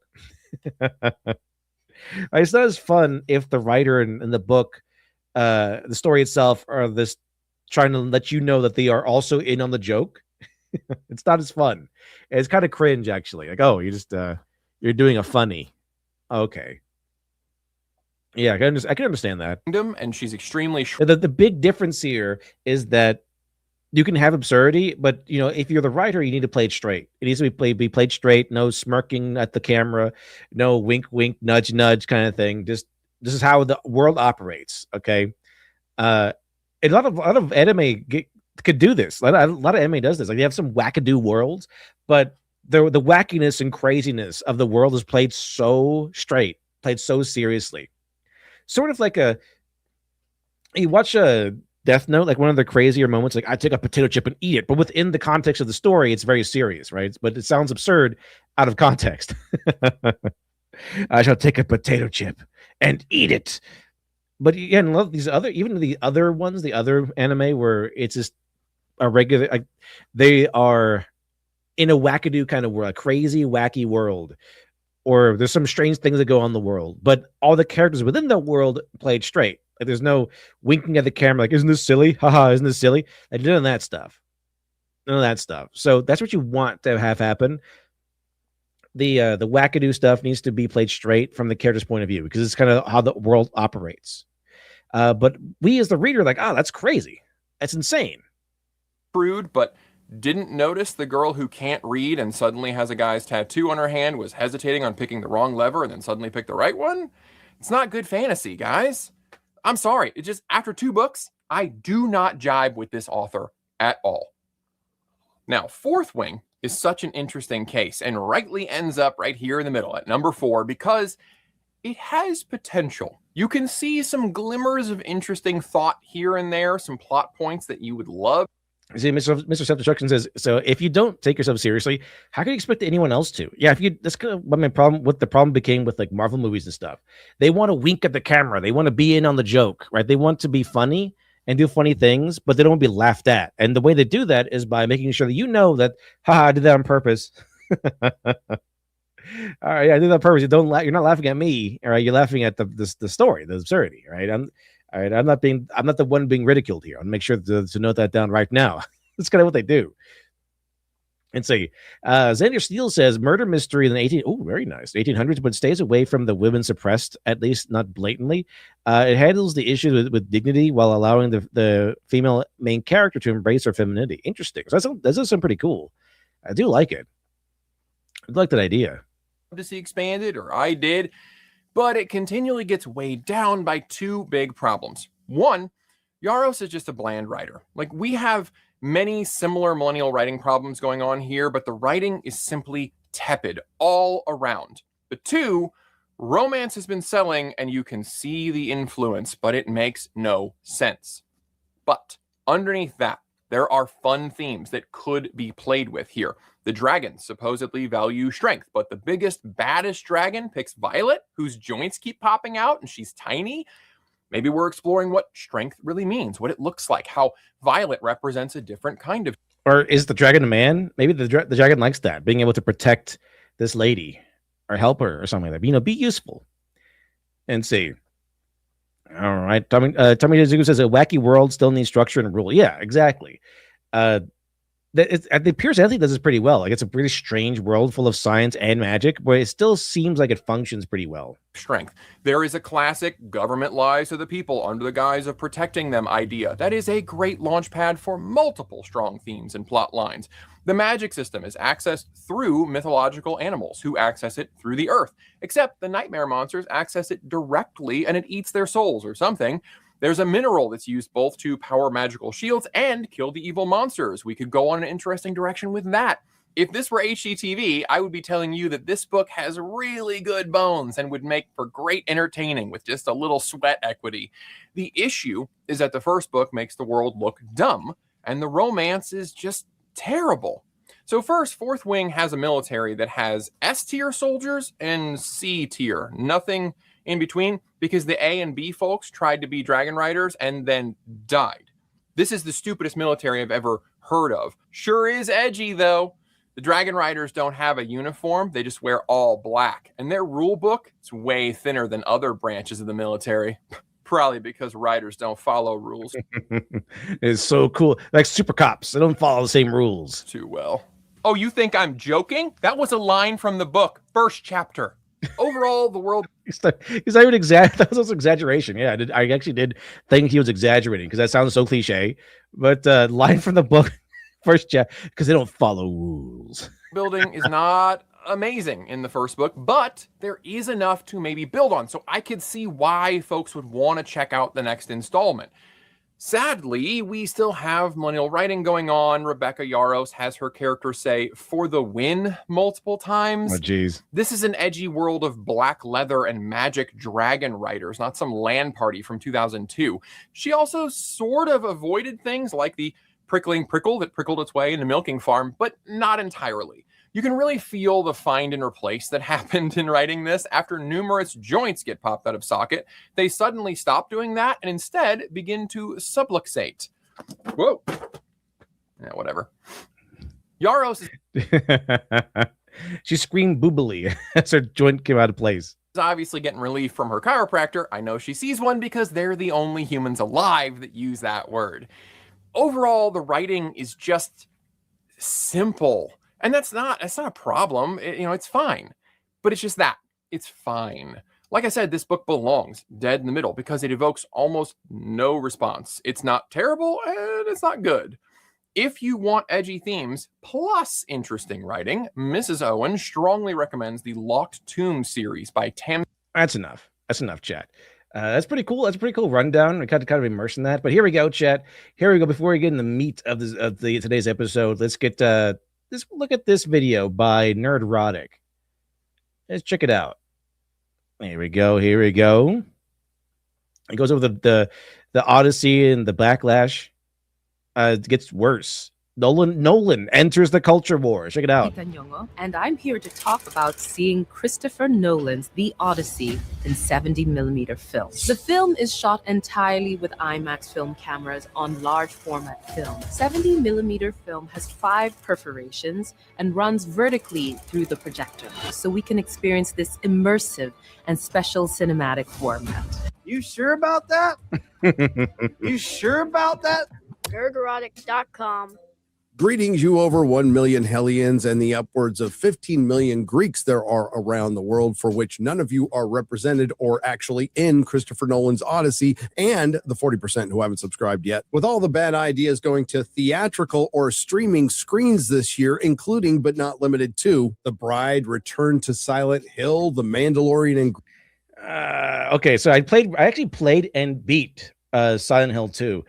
Fantastic game. Although it was the remake, people get uppity about this kind of stuff, but it was great. I love Silent Hill 2. It was a fantastic story. I got the good ending, fortunately enough. I got the good ending. Really, really, really good. Fantastic. The movie, on the other hand, does follow James, and I'm like, I'm not really sure about this movie. I'm not really sure they could do it well. I just not. I saw the first Silent Hill movie, the one where they go to the town and then face the demon. I kind of like that one. That one's pretty interesting. It was suitably scary, and I guess it wasn't really scary. It was disturbing. I guess I like the disturbing imagery they put in there. But after playing the game, I went back and watched the movie. I was like, these there's no meaning to the monsters. They kind of just pop up because they're famous. But I did like the movie. I own it. I own several copies of it. I like it. I just like the first Silent Hill movie quite a bit. I've been watching it for years, but that one was pretty good. I thought pretty interesting. I like that movie, but I went ahead and watched. I guess they made a sequel to that movie, and it's dumb. It's really stupid. It has the main character from Silent Hill 3, like the girl, which she's grown up now, changed her hair because she's the daughter, or I guess in this continuity she is the good side of Alessa. And they bring in Pyramid Head, and Pyramid Head he doesn't really scare the main character. He kind of just appears to punish the people around him and then run a merry-go-round. It's like, what? Pyramid Head has a merry-go-round? Why? Why does he need to run it too? Like, he has to be in the middle of the merry-go-round to churn the handles so that the merry-go-round goes around and around. It's pretty funny stuff. And then there's the main bad guy who was like the sister of the cult leader in the first movie, right? And she's like, "Oh yes, we're continuing the cult here, and we're still alive somehow." And she turns into a weird monster thing, and then Pyramid Head steps in to fight her. Like, what? What is this? Is this Silent Hill? What? Why is Pyramid Head stepping in to fight her? This is like action movie. This is like a cool geek stuff. Yeah, Pyramid Head versus this lady. Yeah, get her. It was pretty cool to see, but it wasn't really Silent Hill. You know what I mean? So I really have kind of low expectations for this new one about James, the Return to Silent Hill. I'm not really sure how good it's going to be. To say, not really sure it's going to be all that great. Grogu, Supergirl, Animal Farm, Black Snape, and while this isn't on screen with the Game of Thrones play Mad King, Black Starks. The last film we expected to be embroiled in a culture war controversy was one by Christopher Nolan. But here we are. Now, a good director always wants to evolve and spread his wings, but I found it odd that Christopher Nolan would take on The Odyssey, a mythological tale that's essentially fantasy. Yes, he has taken on superhero films, but what he did with those was ground them, and hey, 2 out of 3 weren't bad. I just never saw material like this as in his wheelhouse. It would be like Christopher Nolan directing a comedy. The Ballad of Ricky Bobby is a Christopher Nolan mic drop movie. Is that what you're saying? If you ain't first, you're last. But to be fair, we've seen directors like this pull it off before, like when Ridley Scott did Legend, which is an absolute masterpiece. And yes, I said it, it's a masterpiece. Both versions, the one with the Tangerine Dream soundtrack and the one with the Jerry Goldsmith soundtrack. But Nolan, the man famously known for not owning a cell phone, yet all his assistants do, the R2er, who works exclusively for That's a pretty boss move. Like, okay, I'm not going to have a cell phone, so no one can really bother me. But you guys have the cell phone, so you can, receive the calls for me. That's a pretty boss move. If I were in his position, I'd probably do that. billion-dollar corporations, known for his technical prowess, and even when he takes on fantastic elements, he grounds them in some sort of science, to the point where you have to read a book to completely understand what the hell he was doing at the end of Interstellar, and we're still waiting on that Tenet book, because nobody knows what the hell was going on there, including one of the actors in the film, Robert Pattinson. Nolan also has quite the reputation for cinematic authenticity and immersion, and as I've said before, He's the biggest name in Hollywood. It's last star. He's the only person who can consistently get butts and seats on his name alone. And no, you can't count James Cameron, who's only made 3 films in the last 17 years from the same franchise, and they certainly make a lot of money, and absolutely everybody forgets them by the time they get to their car. Now, you think he would be a little more motivated considering he's got 5 ex-wives to feed. But since the announcement of... Damn, 5 ex-wives? It's a lot. It's a lot of ex-wives. Stop marrying these people. All right, just make sure, next time you get married, make sure, make certain. Lupita Nyong'o. I'm Lupita Nyong'o. I can't pronounce that. Like I said, Lupita Nyong'o playing Helen of Troy and her twin sister, Clytemnestra. I mean, I am a black woman. No shit. Who canonically... Yeah, whenever they start going around saying, identifying as their race, not a good sign. Is it her twin sister? And if she was, why wasn't she the fake? Imagine like this: you're going to see Batman, and you have Bruce Wayne there, and then the guy playing Bruce Wayne is like, yes, as a white man. Well, you see, how did you get into the mindset of becoming Bruce Wayne for your role? First of all, I'm a white man, and as a white man, I like to do white things. When I wake up, and I like to eat a white breakfast, and I like to eat a white lunch and every day. And I know that Bruce Wayne too is a white man, so I'm able to kind of connect with him on a white level. Like, it sounds insane, right? But it's kind of how these other actors talk, and it's what they sound like. Is this more acceptable because they're not saying white, saying black instead? That launched 1,000 more ships. I've got to know, what does she have? A bad reputation? A venereal disease? Anyway, since that announcement and the possibility of Paige playing Achilles or even Elpenor, which wouldn't be good either because he's a dude. Let's just say we've seen clapback to a Christopher Nolan film of the likes we have never seen before, including the trailer where the last time I did a video, it was overwhelmingly liked, and now it's not ratioed, but it is the most disliked Nolan trailer ever. Additionally, it's almost ratioed in the UK. It is ratioed in Australia. It's overwhelmingly ratioed in Germany. Universal also released some promotional clips, and guess what? The only one that's almost ratioed is the one with Lupita Nyong'o. When I think about equality or equity, I don't think about taking from a male figure. I think about getting what is due to me. Additionally, What does that mean? I'm getting what is due. Let's see. Not gonna react to the new Doctor Who crap. Is there a video on it? We could do that. That'd be kind of interesting. the Odyssey trailer is almost ratioed in the Netherlands and France, but strangely enough, I couldn't find a Universal Pictures Greece, which is a good thing, considering Christopher Nolan and Universal Pictures has managed to piss off an entire country with the Odyssey. And that would be Greece, who felt the need to write an open letter to Christopher Nolan and Universal Studios, reminding them that they still exist, that we did not vanish. We are still here for more than 3,000 continuous years. Greek identity has persisted through transformation rather than disappearance. And they don't bring this up because Greek... That's right, because this movie has no Greeks in it, which is interesting. Identity is fragile. They bring it up because it is, again, continuous. And my favorite part is the addendum given Hollywood and the Academy of Motion Picture Arts and Sciences rules and insistence for minority representation, authenticity, and diversity. Where are the Greeks or the Greek Americans in this Greek story? And they even go so far as to give the cast of the Odyssey with all of their nationalities, including Zendaya, African American, German, and Scottish ancestry, Lupita Nyong'o, Kenyan and Mexican, Charlize Theron, South African, John Leguizamo, who's Colombian, Benny Safdie, who is a Syrian Jew, Jovan Adepo, who's Nigerian. Why is John Leguizamo in here? I would never guess. Like, if I were to make like an Odyssey movie, I would not think John Leguizamo.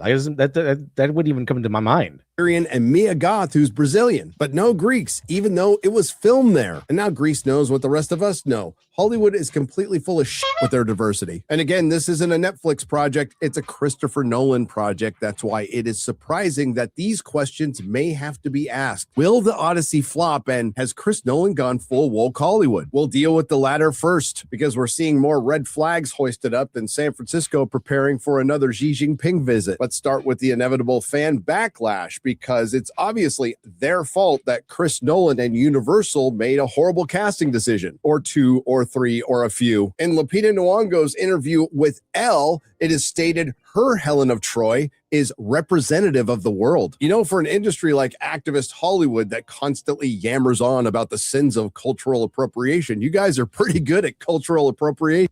I guess they thought that, because Greeks kind of look white, they don't have to include them in a movie about Greeks. Which is interesting. When Elle not including like any black people in a movie about Shaka Zulu. That'd be kind of interesting, right? Kind of odd. Magazine asked Lupita Nyong'o what it means to portray the face that lost that lost 1,000 ships. That launched 1,000 ships. She quickly dismissed the idea. You can't perform beauty. Yeah, you can. She says, I want to know who the character is. What's beyond the beauty? What's beyond the looks? Those are the same thing. That's the thing about doing such a well-known text, one that you hadn't read or known anything about until you started this project, which has been studied and interpreted and derived from, and that's certainly what's happening here. The research could be endless.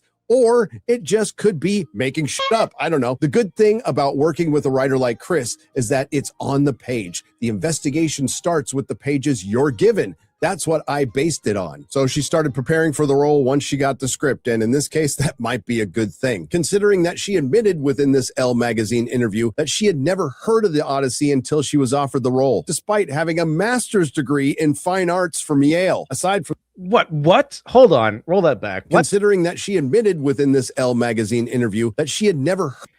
How do you get this level of education in the fine arts, but never heard of the Odyssey?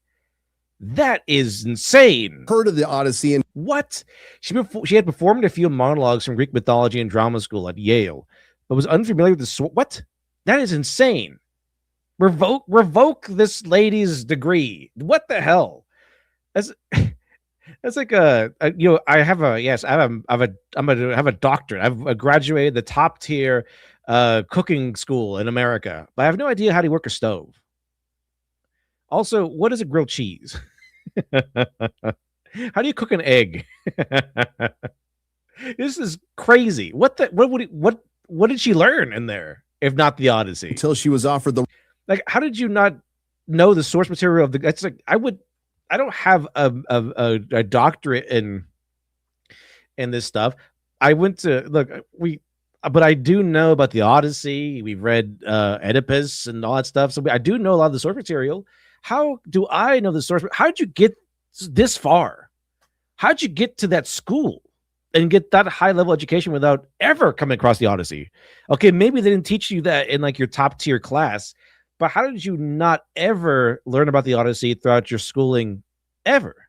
That's insane. That can't be real.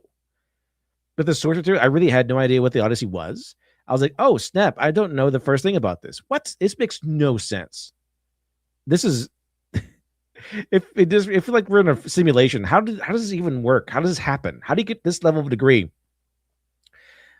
without even hearing about the Odyssey and not knowing a thing about it? Role, despite having a master's degree in fine arts from Yale. Aside from the fact that this explains a lot about our American. Yeah, it's like we learned about it in high school. A lot of us did anyway. Institutional learning facilities. I've been kicked out of 3 high schools, and I've not only heard of the Odyssey, I've actually read it. But Elle magazine continues, of course, framing you, the audience, as the bad guy. After her casting was announced, Nyong'o faced racist critiques about the decision to cast her as a Greek character. But she reminds those. I think people are caring less and less about this whole "you're a racist." Like, I'm pretty sure it has lessened quite a bit. The impact of it has lessened quite a bit, and compared to like 2016, 15, yeah, it's lost a lot of ground, a lot of impact. No one cares anymore. All right, we're tired of this whole thing where you can just get away with anything as long as you call the other person racist. Everyone's tired of it. Who may have forgotten this is a mythological story. By that logic, I look forward to Chris Pratt being cast. I guess whenever they invite me back on, I'm not usually a regular or anything, so I guess I'll just same thing with EFAB. As soon as they want me back on, I'm not sure if they want me back on. Or not, but if they do, I'll say yes. Megathon65 says I have a doctorate in dueling. And then I have a doctorate in duel monsters, Jaden Yuki. What a blue eyes white dragon is. That's that we yeah. It's like, if you have a doctorate in duel monsters, it's kind of like not knowing what a blue eyes red dragon is or who Yugi Moto is, right? Cast as Anansi, the African trickster god, and I'm sure. Yeah, I was like, imagine, yeah. So yeah, even Neurotic knows about Anansi. That's a very famous African figure, very cool figure. And I think that Anansi actually shows up in Static Shock. It's very cool. I like Anansi. Anansi the spider, very cool stories. Very cool stories. It'd be very strange if they cast a white guy as Anansi the spider. Oh man. But yeah. I don't know. It still boggles my mind that you can get that level of education and not know about the Odyssey. Do you not read stories from other cultures? That's important, you know. It's important to read stories from other cultures. I read 1001 Arabian Nights when I was like in high school on my own.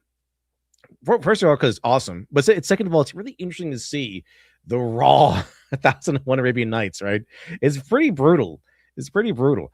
Let's see. Alex Headless too says LD, there's a professor of dueling in GX as well. Well, I know that. It's Crowler, right? It's Crowler. Professor Crowler is he's a doctorate. He's a doctorate in duel monsters. Everyone's like, oh yeah, well, excuse me, ma'am. No, it's not sir, it's not ma'am. I'm a doctor. A doctorate in duel monsters. Let's see. Shay Durag, tell it to you.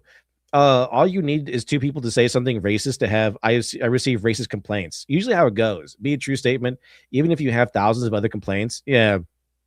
It's kind of like the whole thing of like, I got death threats, and death threats is like, kill yourself. That's not a death threat. A death threat is they're threatening to kill you, which is, something that happens sometimes, but it's usually like strange backaloons. It's just it's a whole nother level if it's credible. You can kind of tell and see.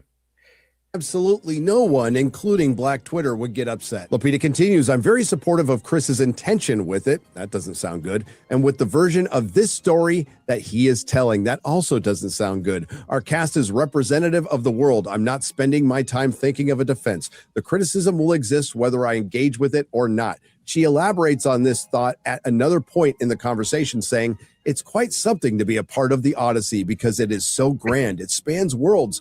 So that's why the cast is what it is. We're occupying the epic narrative of our time, an epic narrative that you hadn't heard of until you got the role. Now, one thing that's been overlooked a little bit because of Lupita Nyong'o and Elliot Page is Zendaya being cast as the goddess Athena, which is abysmal casting. Why? I think even in the mythology, and Athena has more than one facial expression. So why Zendaya? I mean, that's even without including Ovid. If you included Ovid, she probably has a lot more. But I'm pretty sure she has more than one facial expression. So why have Zendaya do this? Zendaya has almost one facial expression. Alex the two is it's an old man who looks like a scientist. Oh, you're not talking about Crowley. You're talking about somebody else. I'm a doctor to duel monsters. No, sir. It's not ma'am. It's doctor. Dave Oswald says, LD, it's not that you've read 1001 Arabian Nights, but you've heard of it at the very least. Yeah, at least I've heard of it. But I did read it a long time ago in high school. But at least I've heard of it. Even if I hadn't read it, at least I heard of it. Let's see. But we haven't heard much from her except for this, where she posted a picture of herself holding Frank Herbert's Dune. And by the way, the 1001 Arabian Nights, this as a narrative in of itself, because it's narrative with the narratives, right? So, but even as narrative with myself, I was reading it while my family was on vacation. I told my mom about it, and she had a nightmare because that's how brutal it was. Because it's really flippant with its violence against women. It's like, okay, well, because Scheherazade has to tell him these stories so that he will not behead her the next day. And then also, so the stories, the same attitude carries over. Like it's just normal in the culture to like just behead women and stuff. So because I told her about the stuff, she had a nightmare that night. Like it's very, very unfortunate. And Emily Wilson's translation of the Odyssey. If you are unaware of Emily Wilson's translation, it's this is like the the millennial Zoomer version of the Odyssey. Of the Odyssey, it is a translation through a feminist lens. I quote, "The silencing of female voices and dangers of female agency are central problems in the poem." So has Nolan gone full woke Hollywood? It certainly looks that way, and you couple that with the casting of John Leguizamo, who's mostly known for his... That's a very strange choice, John Leguizamo. In the Odyssey. That's a very strange choice. TDS, and not necessarily for his acting skill. Travis Scott, and yes, I mean, I like him in a lot of roles. It's just very strange that he's in the Odyssey. Elliot Page. All these decisions look like what they are, acts of defiance. But the problem is, the true act of defiance would have been casting this film accurately and adapting it accurately. Once again, Christopher Nolan doesn't need... Wishbone was awesome. I used to watch Wishbone all the time when I was a kid. Wishbone is really good. I like this. He introduced me to a lot of things I would read later. Like he introduced me to Nancy the Spider. And introduced me to a lot of these like big epic works when I was a kid that I would later go on to actually read. And like, oh, I have a little head start here because I watched Wishbone. Now, with the Wishbone version isn't necessarily like one for one, but it is a good introduction. Get a little taste of these stories. To play this game, if he would have cast the Odyssey authentically, he would have still won awards. He's only doing this because he wants to. I do not worship at the altar of Nolan, nor do I hate him. I like a lot of his films. Prestige is one of my all-time favorites, and one of my favorite things about him was he was a mystery until... I still like all three of his Batman movies, even though the third one is very simpy for Catwoman. I still kind of like it. It's just my least favorite of the three. Now, and he's certainly been around long enough to know what the... Oh, and of course, Tenet. I really enjoyed watching Tenet. It was very interesting. Interstellar, awesome stuff.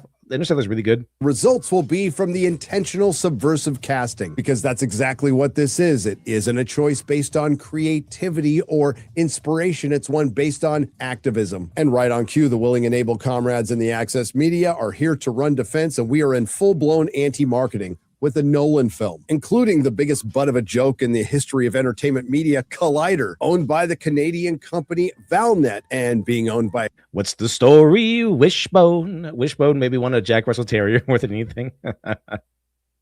It was a really good show. Didn't he bring that back? It's very educational because he also went over stories like Joan of Arc as well. A Canadian company should be bad enough, but they also own such citadels of journalism like Screen Rant, Game Rant, and CBR. And their most recent post at time of recording, He-Man's ambitious fantasy reboot is officially turning positive reviews into box office glory and impressive debut. Never mind the fact that whether you like the movie or not, that impressive debut was $29 million and He-Man is set to be one of the biggest flops of the year. No one, and I mean no one, polishes a knob like Collider, whose Connor Sheeran wrote the insane reactions to Christopher Nolan's The Odyssey are part of a bigger problem Hollywood can ignore. We can at least agree on the statement, not the summation. He goes on to state that Christopher Nolan's The Odyssey is already a victim of the negative economy. Christopher Nolan's The Odyssey is already a contributor to the negative economy. Now, it wouldn't be a Collider article about entertainment if they weren't bringing up how much they hate the Star Wars fans, and I'm glad they didn't change it here. Every casting rumor, cameo, or narrative decision in the series became a battleground for online discourse. Star Wars fans became less concerned with quality of the stories and more interested in the ongoing culture war surrounding ownership of the beloved franchises. At best, they're being disingenuous. At worst, I know it's kind of like this is talking about ruining franchises, but I just remember Unsmiling Friends, that one episode where they have the CEO where he's like dipping nuggets all the time. He's like, that's my IP to sit on and do nothing with. Because also that side of it, we're like, there's a franchise that has a fandom to it, and they're just doing nothing with it. But if the fans dare to pirate the old games, because there's nowhere they can actually buy the old games, or they try to make their own stuff with it, it's like, no, you can't do that. No, it's my IP to sit on and do nothing with. They're a bunch of liars. I think they're actually both. What the fans are really good at and Collider is really bad at is pattern recognition. And that's simply what we're seeing here. It's always been about the quality and authenticity. They go together. The Odyssey is the latest in which audiences have begun judging the film prematurely by criticizing scenes, casting, costumes, and dialogue without the context needed to make sure such criticism is meaningful. Well, Connor must be new around here because fans and audience members alike have been judging trailers since they invented trailers. But when our eyes see the Lestragonians wearing steel armor in the Bronze Age, maybe we need more context. Collider asks, has outrage become the defining language of entertainment criticism? Unfortunately, it didn't have to become this, but a lot of the marketing is around outrage. They want to do something outrageous so that they get a lot of press, right? They do something crazy so that they can get all the press and they kind of ride that rage wave, as opposed to allowing the quality of the movie to sell itself. Criticism. I will respond that outrage has become the defining element of Hollywood entertainment. Again, nobody's hiring John Leguizamo or Elliot Page on their acting skills. They're hired on their activist skills, which is a bit strange with Elliot Page considering it's acting on its free time. But wait! There's more! From Newsweek, Christopher Nolan's Odyssey swept up in the culture wars. From the Menses at comingsoon.net, the Odyssey's casting backlash doesn't hold up under any scrutiny. Sure, aside from the fact that Helena Troy isn't from Kenya, Athena is an African-American, and Emmaus wasn't Colombian because I'm pretty sure Homer wasn't aware of the Americas. If you don't create great Latin roles, how are we going to get nominated? And my personal favorite. Yeah, being a member of the cast of the Odyssey is not a great Latin role, right? Someone has to make a great Latin role. This is a Greek role. From Vanity Fair. A Greek role is played by 0 Greeks. Why can't Elon Musk just shut up and stuff about Christopher Nolan's The Odyssey? Then, of course, there was that GQ photo shoot that didn't help anything. The world is burning.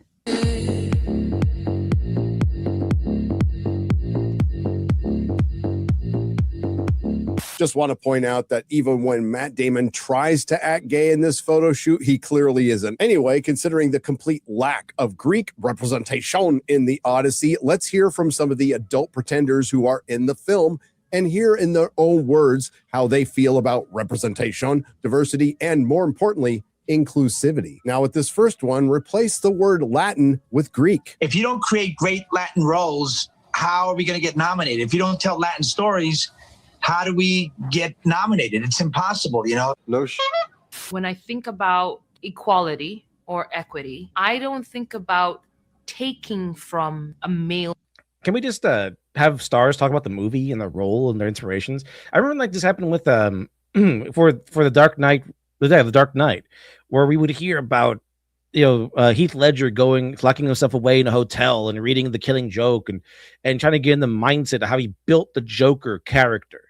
He's just kind of got in the mindset of this is a man with like no empathy whatsoever. This is a psycho, a wackaloon, and this guy will just kill you no matter what. He has a point to prove, and he doesn't really care what he has to do or who he has to kill to prove this point.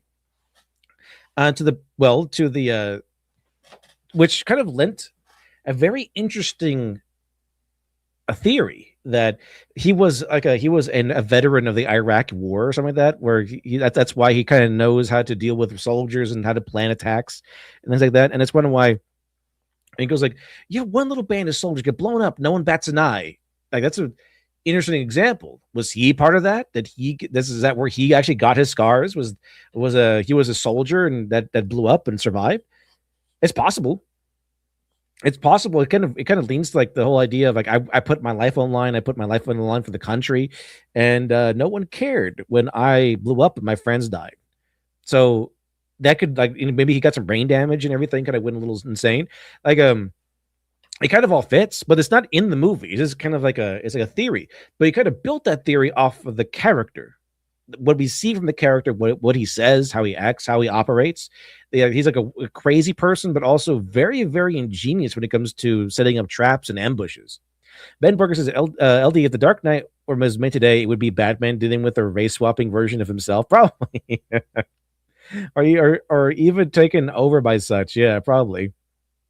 And Vim says, I think a lot of this stuff is stemming from all the idiots that graduated from Ivy League schools, going into market firms. They learn activism instead of marketing and see their job as platform. What also hurts that a lot of people making creative decisions eventually becomes marketeers. Like the marketing guys become the guys running creative decisions sometimes. figure. But apparently taking from the Greeks is okay. I think about getting. I'm going to have a past. I prefer it to be multiple choice, Batman. What is due to me. You gotta be Very smug. kidding. Worthy value that was of integral part of the plot that could give you box office. So no, appropriating our stories, no more of that. By that logic, I think it's okay to start casting Greeks as booger sugar smugglers. And so it's a time to actually see to it that we have that diversity, that we have that inclusion. And it's in who has a power to cast. It's in who is telling the story to begin with. What is the origin of it? Because when the people who know the experience. And again, using your logic and your terminology and the mantra that Hollywood has been running with for years of diversity, inclusion, and authentic voices, well, that would be the Greeks. The low-hanging fruit of Hollywood hypocrisy, a content creator's favorite treat. Now, one of my favorite movies growing up was Troy, with Brad Pitt and Orlando Bloom. It was pretty awesome because it kind of came off the backs Lord of the Rings, because it had, they had Orlando Bloom in there. It was really interesting, and I really liked that movie. I watched it over and over and over and over again. It was pretty cool. I especially like the fight between Hector and Achilles. Very cool stuff. I also want to remind you that when people tell you who they are, believe them. It's an honor to be your ally. Now let's tear this world apart and build a better one. And Hollywood's going to make the world a better place with a black. Remember Mixtape? I'm going to burn it all down. Let's burn it all down. This is the beginning of my wicked days. Helena Troy, a dude who isn't a dude playing a dude, and a Colombian playing a Greek swineherder. Now, Nolan, being a smart man, really hasn't said anything controversial or anything you can read into except for maybe this. If you love movies, if you love Hollywood, the history of movies, how about the history of Greece? The thing that you understand in your bones is that what the audience wants is something new. They want something they don't know they want. Now, if it came from anybody else. Yes. That's what I mean between that's the dividing line that the people in Hollywood seem to not understand or not willing to understand, is that you can consult the charts like a sacred text of what has come before, and you can generate slop from these texts that have come before. You can make another John Wick-esque movie. You can make that's not John Wick, like John Wick Light or something. You could do that, or you can allow a creator to pursue his creative vision, right? And then you could get something new, fresh, something that resonates, something that defines a new era. You could do that. You could definitely do that. It's just way more risky to let a person who has no real background but a strong creative vision to take the lead. But oddly enough, that's what you need to do. That's what you need to invest in for it to be great, for you to find a new, fresh perspective in the arts and things. You need to allow these new up and comers to breathe and to create and to follow their artistic vision. So the thing is, yeah, the audience wants something it does not know it wants. They want something, but if you ask them, like, okay, what do you want? They'll just tell you what has come before. Like, I want this, but this plus this. They're not going to tell you. No one was going to tell you they wanted John Wick, right? An action movie that redefined other action movies. They're going to say that, oh yeah, I like action movies, right? I like the charts. But then they come out with this new groundbreaking, quadrilogy, and people love it. It defined the whole era of it redefined how action movies like that are made. Because then after that you had a lot of John Wick action in other movies too, right? You had that style of action, and it was made uniquely by Chad Stahelski, because Chad Stahelski owns that stunt company, and so it was his vision that created the action. Like, it wasn't like a standard issue action methodology. It was his vision of how he wanted to see action, right? And one of the oldest things, one of the oldest piece of advice you get as an author or a writer is you want to create something that you enjoy. What are the things that you enjoy? And so as an author, you should be writing the story you want to read, because it is something unique to you. And so it might be in a genre of something else. It might be similar to another thing, but it's going to be uniquely yours, something only you could have created. Something happened with Neil Gaiman when he made Sandman. Because first of all, they gave him Sandman, like the old Sandman character. He's like, no. I don't want that. I'll do Sandman, but I want to do it my way. Okay.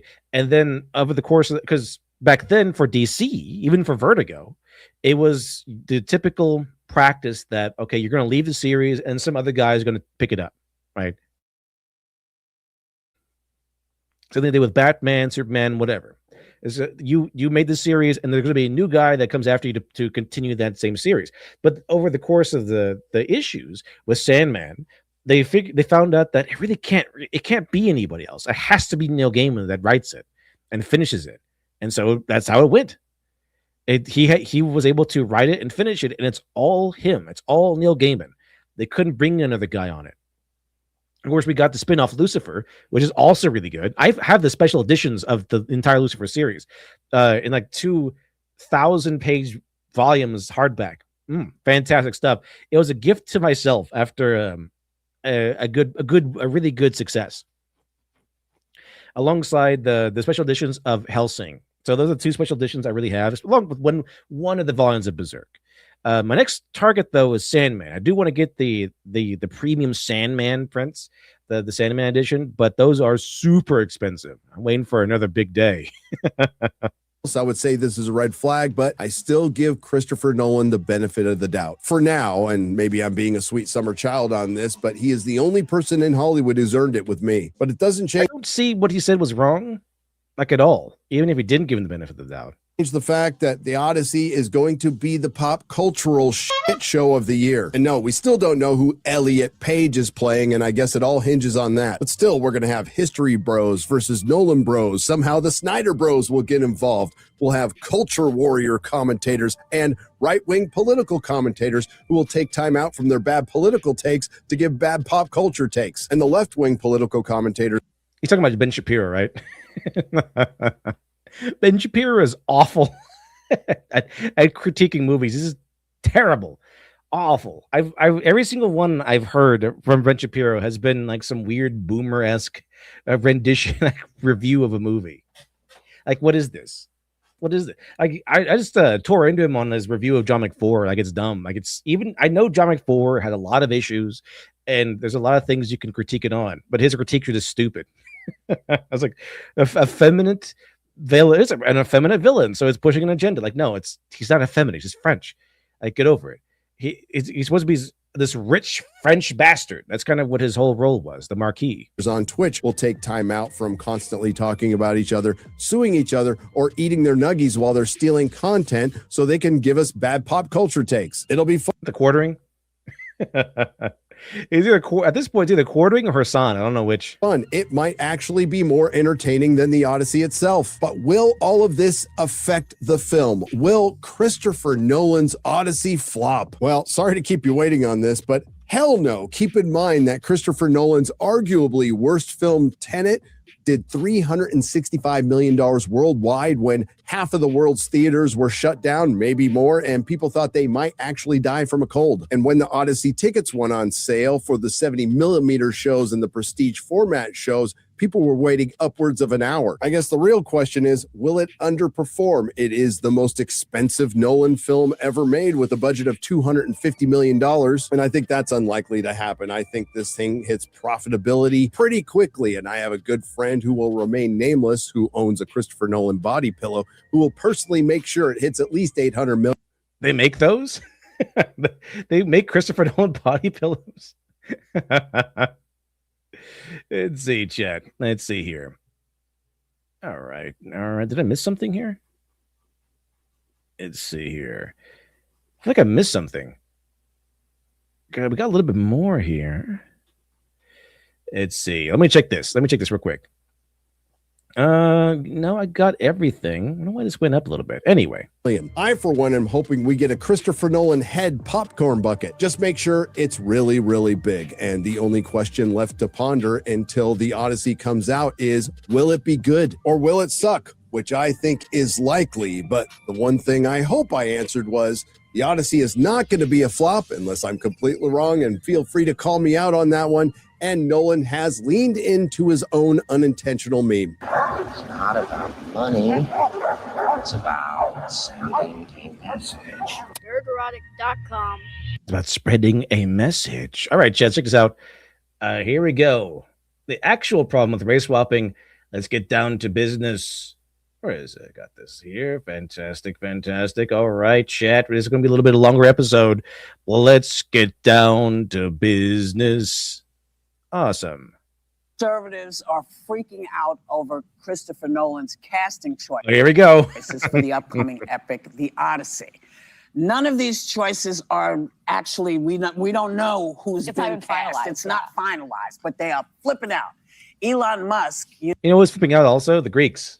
The Greeks have made themselves very known that hey, all you guys are interested in culture appropriation and representation. You're making a Greek movie without any Greeks in it. We still exist, we're still here.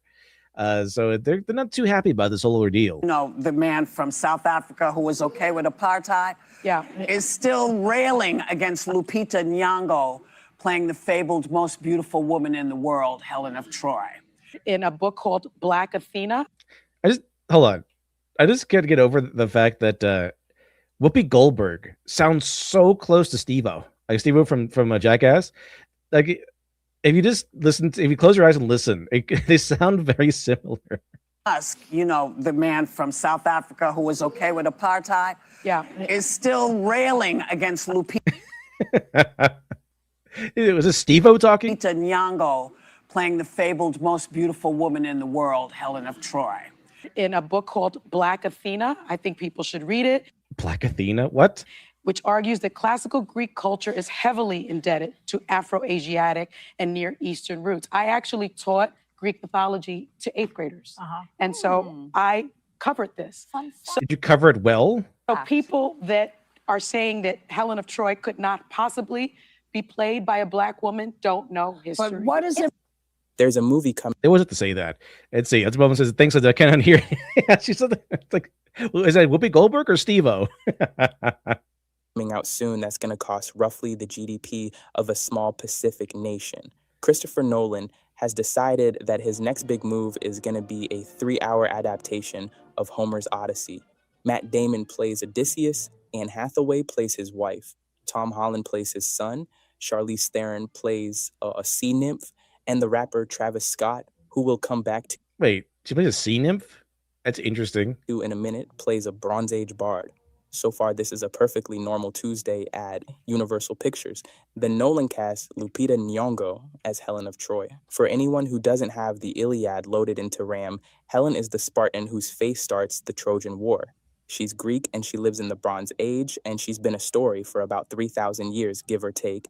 Nyong'o is a Kenyan-Mexican Oscar winner who was raised in Nairobi and who is, according to the testimony of approximately every magazine cover in existence, one of the most beautiful women alive.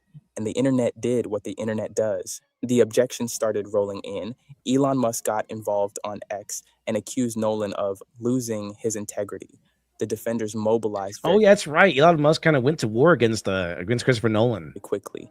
Whoopi Goldberg went about that on The View and explained very helpfully that Nyong'o is beautiful. Alec Baldwin posted on Instagram addressed directly to Elon the words, "She is the most beautiful woman in the world," which would be a great defense of the casting if anyone... They would say that about anybody. Like as long as like they're fighting against Elon and the evil Elon Musk bros, they could place anyone there and you're like, oh, she's the most beautiful woman in the world. Like it could be anybody as long as they feel good about defending the movie. And anywhere had said she wasn't. Now, I think the casting is bad. And I think it's bad because the casting is weird.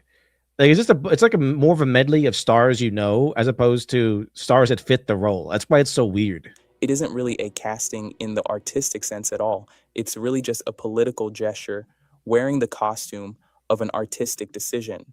And the way we know that, the way everyone watching the spectacle knows that, is by watching how it gets defended when somebody pokes at it. What's strange. By the way, Chad, we're just $11 away from Pillarman. Just $11 away. Very, very close. Is that the people defending this skipped past the merits of the casting entirely and went straight to telling everyone how beautiful Nyong'o is. Like her looks were the disputed point, which they weren't. A genuine artistic casting gets defended on artistic grounds. You know, the director steps forward and explains why this particular performer brings something to this particular role that no other performer could have brought. The argument lives inside the work. What we got from Goldberg and Baldwin and the wave of supportive press wasn't that argument. We got a defense of Nyong'o's identity and of her beauty and of her right to exist in the role at all against a charge of bigotry that the critics mostly hadn't made. That might seem like an artistic defense, but it's actually a political one. And political defenses are what political castings get, because political castings can't be defended any other way. What you're watching in real time is an industry that can't really talk about its own choices anymore, even when it tries to. When a particular kind of casting decision gets criticized, the defenders can't reach for arguments about craft or interpretation or artistic license, because the conversation has been engineered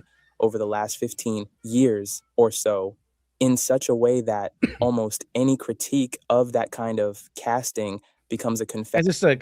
We can't really, it kind of, if you cast a minority, it's like you're getting a shield, right? Because you can't really critique any movie that casts a minority, especially if they have an African sounding name, because then you just get called racist. You can't really critique anything. I remember the whole Black Panther thing, where it's like one guy gave it below a perfect score because of some technical issue, and they want his career ended.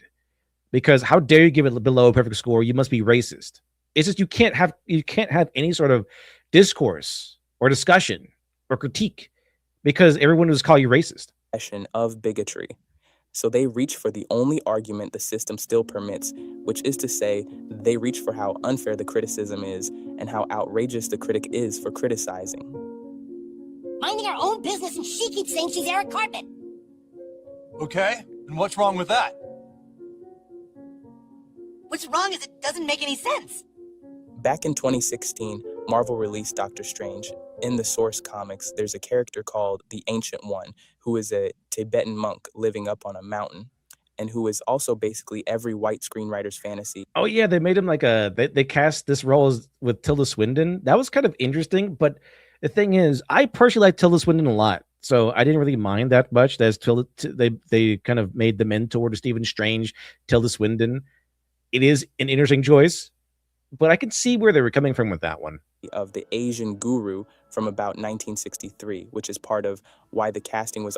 You know what's funny, chat? So here's the thing: like I said before, if we do get Lady Bid done off the ground, and I do get the money and I get paid back what I put into it, I will be able to go back and jumpstart Dead Man's Alibi, the part 2, even part 3, and in part 2, I'll just a little spoiler here.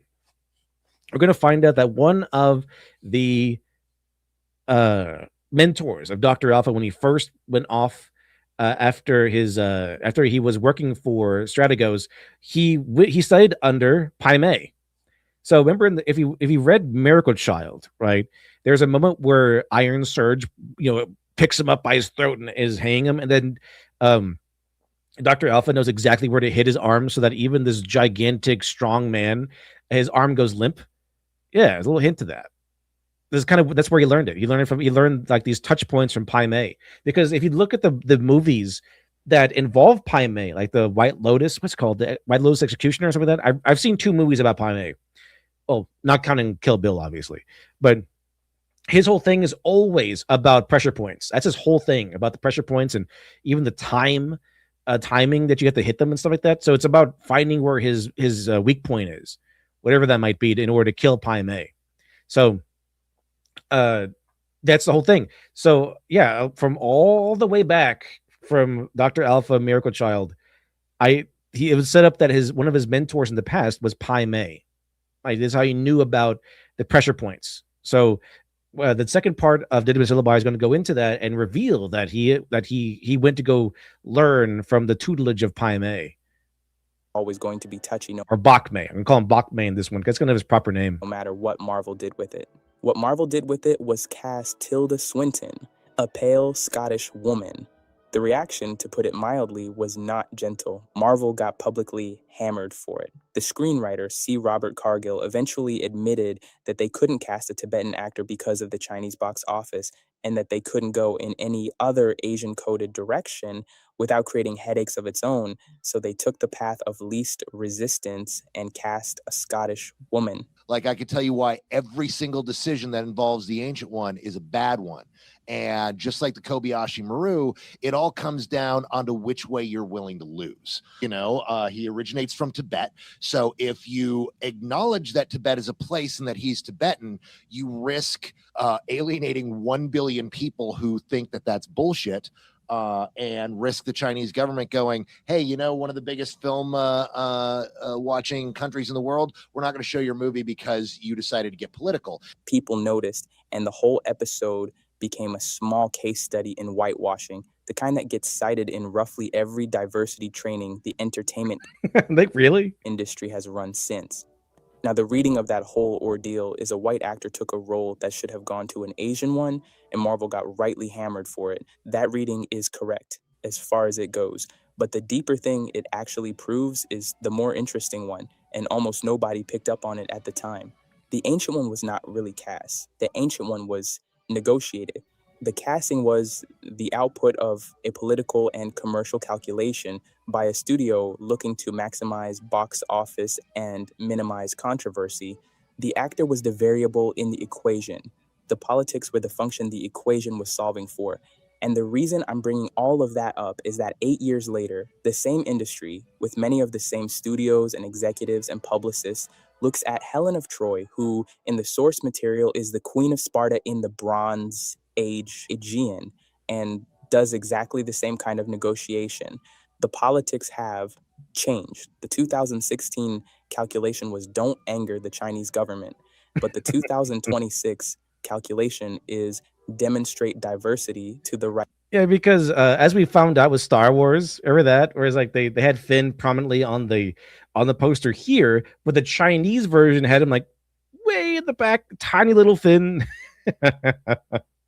Because that would offend the Chinese. Yeah, just casting a black woman as Helen of Troy is not going to really appease the Chinese. It's going to like make them angry, probably. Right audiences, but the underlying practice is the same. The role isn't being cast in any deeply artistic sense.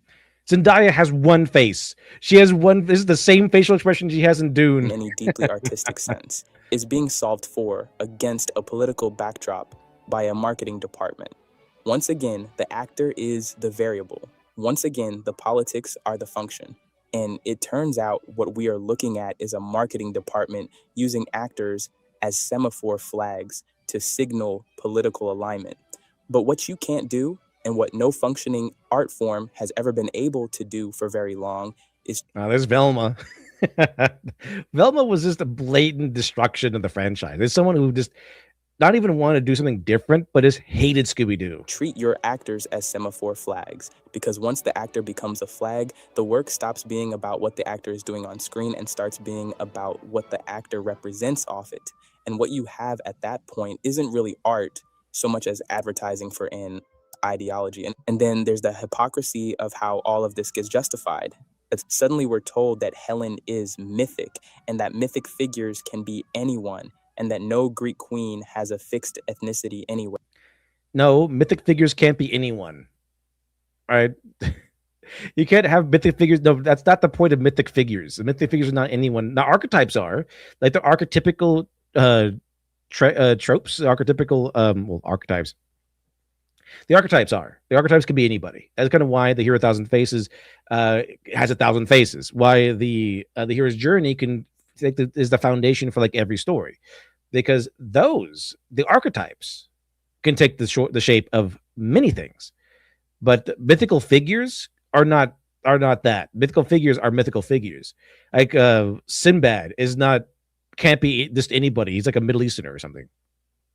I mean, they did change Aladdin from Chinese to Middle Eastern, but it wasn't that big of a change. The Helen of 2026 turns out to be infinitely flexible in a way the Tibetan monk of 2016 was not. I'm not making a gotcha argument about how if Tilda Swinton was wrong, then Lupita Nyong'o must be too, and you should all feel bad. That isn't the point. On principle, I don't like race swapping. As an African myself, I find it incredibly disrespectful. But what I'm pointing at is the logic itself, which is incoherent. John Leguizamo famously said that only Latinos should play Latino roles. When James Franco was cast as Fidel Castro in 2022, he even boycotted the Mario movie a year later for casting Chris Pratt and Charlie Day as Mario and Luigi because apparently Mario is supposed to be Latino, even though the brothers Isn't he Italian? are canonically Italians. But He has a mustache, doesn't mean he's Latino. here he is playing Eumaeus, Odysseus' servant, a Greek in Nolan's adaptation. You cannot run an industry on a rule that mysteriously activates when it points in one direction and mysteriously deactivates when it points in the other. You have to pick a rule and stick with it. Either fidelity to the source matters, in which case it has to matter for Helen too, or fidelity. Yeah, it feels like John Leguizamo, if he was going to uphold his own principles, would have said no to this movie. I just big time no. Fidelity to the source doesn't matter, in which case the Ancient One outrage was always silly. Marvel never owed anyone an apology for that movie, and the diversity trainings that followed were built on a lie. What you can't do is have the rule be that heritage is sacred when it points in one direction and a social construct when it points in the other. At that point, you've stopped having a principle and started having a doctrine. And the difference between the two is that you can poke at a principle in public without losing your job. And the cost of that strangeness is being paid by the people the whole arrangement was supposedly built to help. Okay, I see. There's a diverse female where Cartman used to be, and you don't like that. It's not that we don't like it, it's... Don't you think that's weird? I don't see a problem with it at all. And if you boys don't think Eric can be a black woman, then maybe the problem is you. In 2023, Netflix released a docudrama called Queen Cleopatra, which was part of a Jada Pinkett Smith produced And they got sued by Egypt, which is pretty funny. series about powerful African queens. They cast Adele James, a black British actress, in the title role. The marketing leaned hard on the idea that Cleopatra had been whitewashed by Western culture and that this production was a corrective. They even brought in a grandma to explain how Cleopatra was actually black with virtually zero evidence. I remember my grandmother saying to me, I don't care what they tell you in school, Cleopatra was black. Egypt formerly And just because you say something like that doesn't mean that it's true, right? Just because your mom says, "Oh, yeah, secretly she's black," like no, anyone could say anything about anything in that way. I don't care what you say in to tell you in school, young man. All right, Shaka Zulu was white. you can say whatever. complained about it. And when I say Egypt, I don't mean a few upset users on Twitter. I mean the actual Egypt, like the country. country of Egypt with its actual government and its Ministry of Antiquities. The complaint went through diplomatic channels. Even Egyptian historians wrote op-eds, and at one point, lawyers got briefly involved. The argument coming out of Cairo was that Cleopatra was Macedonian Greek by ancestry, that she ruled an Egyptian population that looked broadly like Egyptians look today, and that the suggestion she was sub-Saharan African is an American. Yeah, everyone in the history was sub-Saharan African, like from Cleopatra to Hannibal Barca. And everyone is a sub-Saharan African. Identity politics framework being projected in 4K. Because in the view of Hollywood, there's only white guy and sub-Saharan African person. That's it. There's only two people who exist in the world. Onto a country with its own much older and much weirder relationship to race. Netflix's defense was a small masterpiece of the genre. The historical record on Cleopatra's appearance, they explained, was actually quite ambiguous and quite complex, and ultimately a matter of interpretation. The show was just exploring possibilities and challenging assumptions. History, you'll be shocked to hear, was a conversation rather than a closed book. This is what tokenization looks like when it has been laundered through the studio press office. A political casting gets announced. Critics raise legitimate concerns about historicity. The studio responds with vague gestures toward complexity and possibility. The actor at the center of all of it, Adele James in this case, gets used as proof that the original criticism was bigotry. None of it has anything to do with whether the casting served a story, because the casting was the story, the product, and the point. The actual show was just the packaging around it. Now, I want you to picture this same argument applied to a different series. Imagine Netflix releases a docudrama about Mansa Musa and casts a Korean actor in the lead. And when people press them on the casting, Netflix defends the choice by saying that the historical record on Musa's appearance is, after all, ambiguous, and that the show is just exploring possibilities and challenging assumptions. You would be on the picket line by lunchtime, and you'd be right to be. The thing about Musa's race is that it isn't a side detail or a casting note. His race is part of the substance of his story, and you cannot tell that story honestly without it. So, what is actually going on here? What is the common thread between Cleopatra, Helen of Troy, Mario, and Christopher Nolan deciding, after telling reporters with a perfectly straight face that Homeric epic poetry is basically rap from 3,000 years ago, that Travis Scott was the right person to play a Bronze Age Aegean bard? What I think is going on is that an argument is being deployed just in time. The argument is basically history is complex, casting is art is interpretation, and interpretation or is freedom. The version Nolan is offering on Travis Scott is closer to a hand wave. Yes, ancient epic poetry was performed orally, and yes, hip hop is also an oral tradition. It's not like there's a difference between the oral tradition of storytelling and like a song or a hip hop. It's not the same. You can't just make it's a very like Twitter connection where they kind of like find two similarities. Like, oh, it's just like you're getting mad at this, but not at this. Yeah, the Homer, what I think was blind, so he would tell the story orally in the most ancient form of storytelling, which is the oral tradition. Right. So that's how the story was passed down. And I think somebody else wrote it down. But the thing is, he wasn't like rapping it or singing it. It was a poem. I think they call it a song or whatever, but it was a poetic adventure. It wasn't really, rap. It's very different. It's not the same at all. There's actually a scholar named Adam Bradley who wrote a whole book on it called Book of Rhymes, and you can find it on Amazon. But Nolan isn't making Bradley's argument. He's borrowing the prestige of Bradley's argument to license a casting decision that, on its own merits, would never survive a story meeting at a less powerful director's studio. And once the argument has done its job, it vanishes. Nobody is going to ask Scott about dactylic hexameter on the press tour. The Bard Rap parallel exists for exactly one news cycle, and then it goes back in the cupboard, ready to be redeployed the next time somebody needs cover for a choice that's already been made. This is the contempt for the audience that I find genuinely hard to forgive. The audience is being treated repeatedly as a market to be managed rather than a community to be in dialogue with. Real artistic decisions get made in front of the audience and defended in front of the audience. Tokenizing decisions and race swaps get made in marketing meetings and defended with talking points. And audiences who are smarter than the industry usually credits them for can tell the difference. You think it's perfectly normal that Cartman is suddenly a black woman? You probably don't like that Indiana Jones got replaced by a female either, huh? You're just a bigot. You're just a racist. Think back to the very beginning of this, to Alec Baldwin on Instagram telling Elon Musk that Lupita Nyong'o is the most beautiful woman in the world. That post, if you consider it as a defense of a casting decision, is genuinely bizarre, and it's bizarre for two reasons. The first is no serious person had questioned her beauty in the first place. The second is that beauty isn't even the question being asked. The question is whether the role of a specific Bronze Age Greek princess carries enough cultural and historical weight that the casting matters. Helen's beauty and Helen's heritage are both in the story, but they aren't the same thing, and a serious defense of the casting. As Spartans were Greek, very heavily Greek, and Helen of Troy was a Spartan princess. Would have to engage with the second one rather than the first. But of course, Baldwin isn't really trying to win the argument.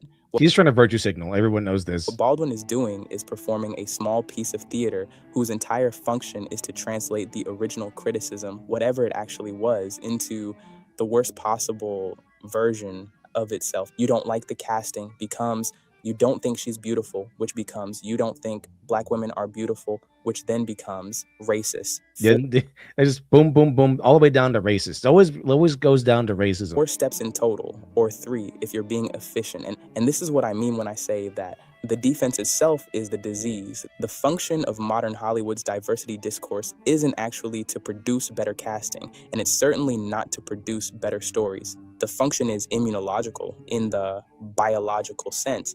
The whole apparatus exists to make sure that creative decisions, once they're made, can't really be evaluated. They want to pre-classify any criticism as bigotry and to outsource the work of artistic judgment to a kind of security checkpoint where the only valid response is to nod and walk through. Think for a second about what art is actually for. Art is a thing you and You know, it was kind of weird when they went to casting Snow White and go, does Snow White really need to be Snow White? Like, you know, you're in trouble there because yeah, it's in the poem. Skin as white as snow. Encounter and react to and then talk about. Your reaction is allowed to be wrong. Which Neil Gaiman took and made her into a vampire, which is pretty interesting. It can be small-minded or uninformed or built on a complete misreading of the source material. And none of that really matters because that kind of imperfect, contested public reaction is what art is for in the first place. A living culture of art is a living culture of public argument about whether the thing you just watched was any good. That's the function of film critics and of Letterboxd and of YouTubers. But what's been built in place of that over the last 15 years or so is closer to a confessional. The audience watches the film, has a reaction, opens its mouth to say something, and before the words come out, the audience runs an internal compliance check on whether the reaction it's about to express will get it filed instantly and irreversibly, and sometimes with professional consequences, under one of the bad categories. Most of the time, the audience. I still find it very interesting that that there's a big thing that erupted in leading up to the, I guess, creation of this movie, the Snow White movie, which is very interesting. It was like Zegler was pro-Palestine, very clearly pro-Palestine, like very overtly pro-Palestine, and the Queen was not. Right? She actually is a Jewish lady, and she's pro-Israeli. She's pro-Israel. So there was that really interesting conflict there. Now, if you go actually watch the movie Snow White, live action Snow White, it's very interesting what they do with her character. And I say that because the evil queen is supposed to be very vain. Right, that's kind of her main thing. She's very vain. She's so jealous of Snow White's beauty that she has the huntsman go kill her and bring her heart to her so that she can do whatever. But as long as Snow White is dead. So that was basically it, right? That was basically it. That was her whole thing, was being vain, being jealous. But in this version of Snow White, she's also suddenly incredibly greedy. Like her lust to become immortal is comparison to gemstones, the immortality of gold, immortality of gemstones, and she has a whole villain song that they wrote for her on how much she loves money and riches. Like, there's like this weird conflict going on in Hollywood about everyone should be pro-Palestine. She's not pro-Palestine, and suddenly they're writing her song that's not about her being vain. It's about her being greedy. Interesting. It swallows the reaction and moves on. Sometimes it doesn't. And you get the Elon Musk tweet, the immune system fires up, and the cycle runs again.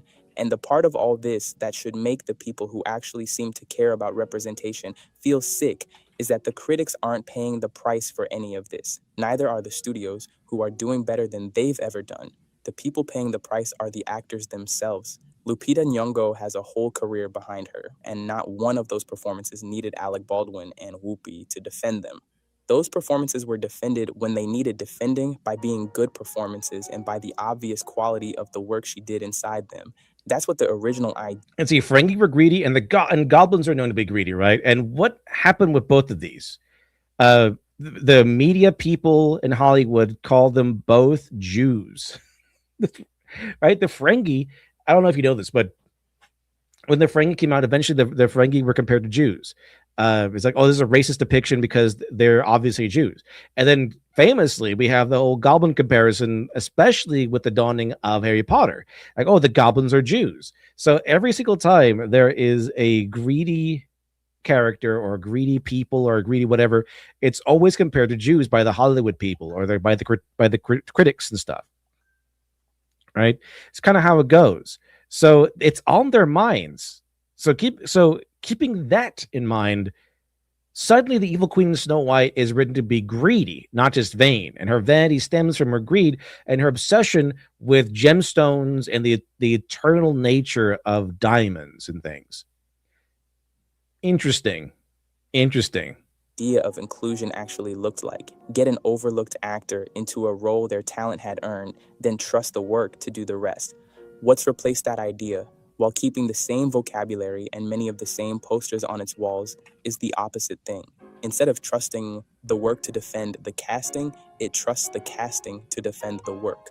The actor is not brought to the role on the strength of their craft. The actor is brought to the role on the strength of their identity, and the role is then reshaped around the actor so that the identity gets the spotlight. The art has been asked to serve the casting rather than the other way around, and the entire promotional apparatus then exists to enforce that arrangement against any audience member rude enough to notice. And because you can't actually defend tokenizing castings on artistic grounds, because there aren't really any artistic grounds to defend them on, the entire defense mechanism has had to become political. The defenders can't say this performance demonstrates that the casting was right because the performance hasn't happened yet. And when it does happen, it won't be the point of the conversation anyway. So they reach for the only argument they have.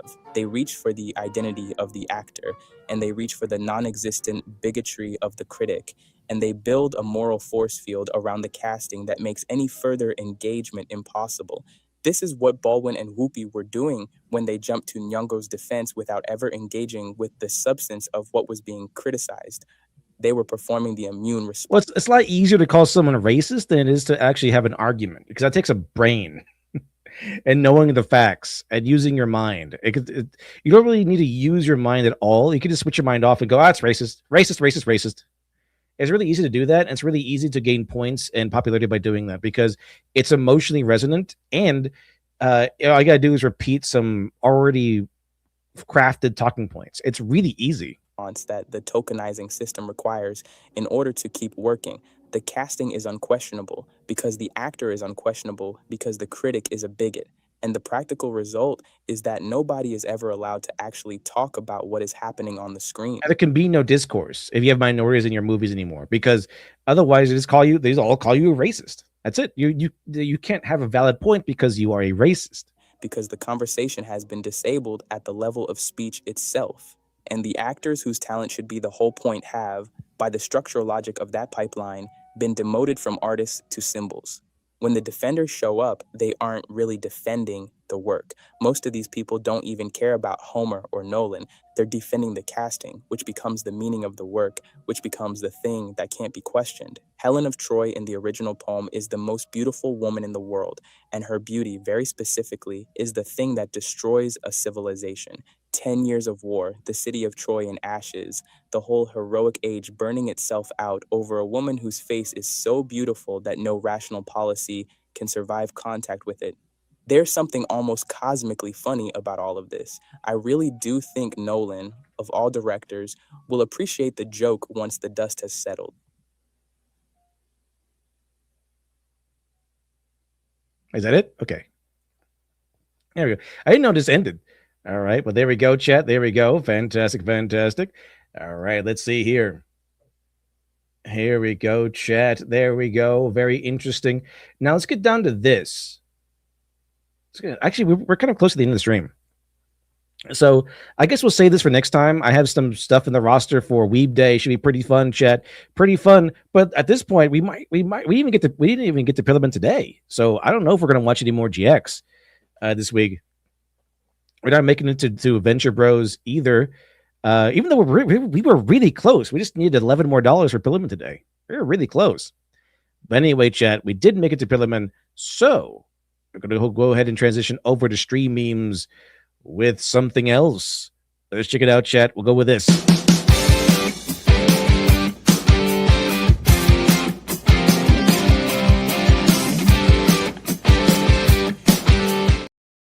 There we go, chat. There we go. There we go. There we go. All right. All right. All right. Stream memes, stream memes, stream memes. Let's get down to business. Yeah, I don't have $11. Yeah, just $11 away. We're really close. We're really close. It's a. Oh, dang. What's this? Okay, what even is this? So if a woman isn't like that equals no chance with me. So the heels of girls turn orange due to how come everyone on how come every like weirdo on Twitter knows this stuff? I've never this is a foot thing. It's like a foot fetish thing. Increased carotene levels during puberty to adulthood. You know who has pink heels? Children. The foot color of consent disrupt. If you ever feel useless, think about the eye hole on Toph's rock armor. Oh yeah, she made an eye hole for herself. That's right. Like, and she's blind. Canadian B, USB. Canned bees chassis in Borger water. Oh, that sounds so gross. What even is this? FAP versus MILF. Let's see. When you leave the store without buying anything, act natural. Keep walking. It's because it's always weird when you go into a store, you leave without buying anything because I feel like you stole something. Like even if you didn't, it's like I feel like they suspect that you stole something. Like, why didn't you buy anything?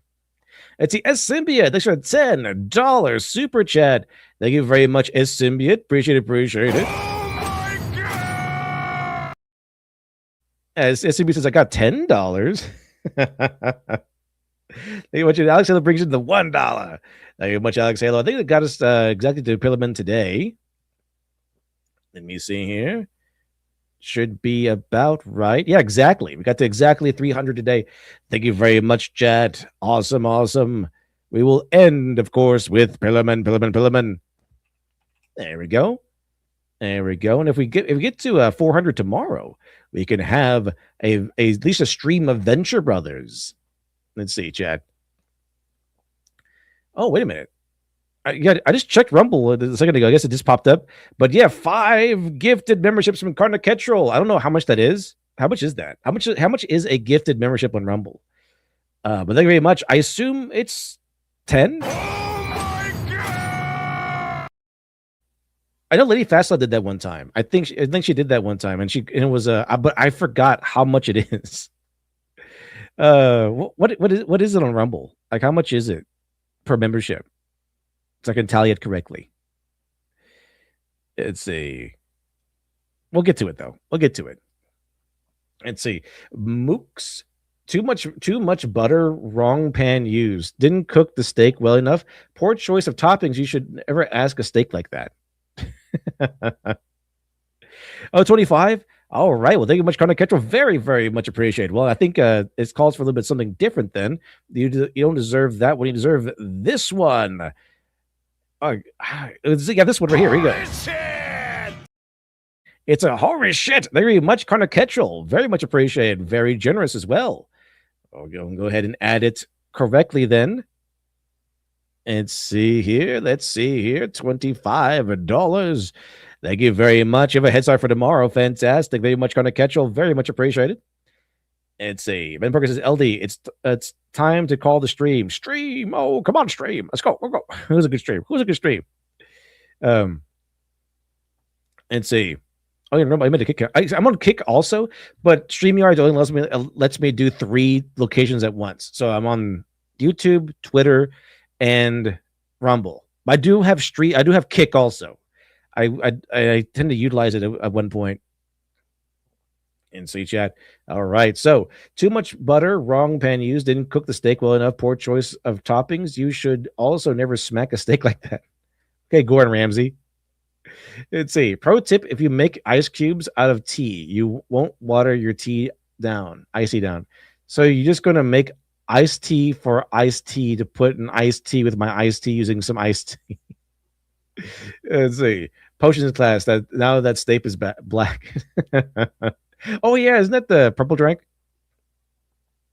Dangers of practicing too much dark arts. Buffalo Bill.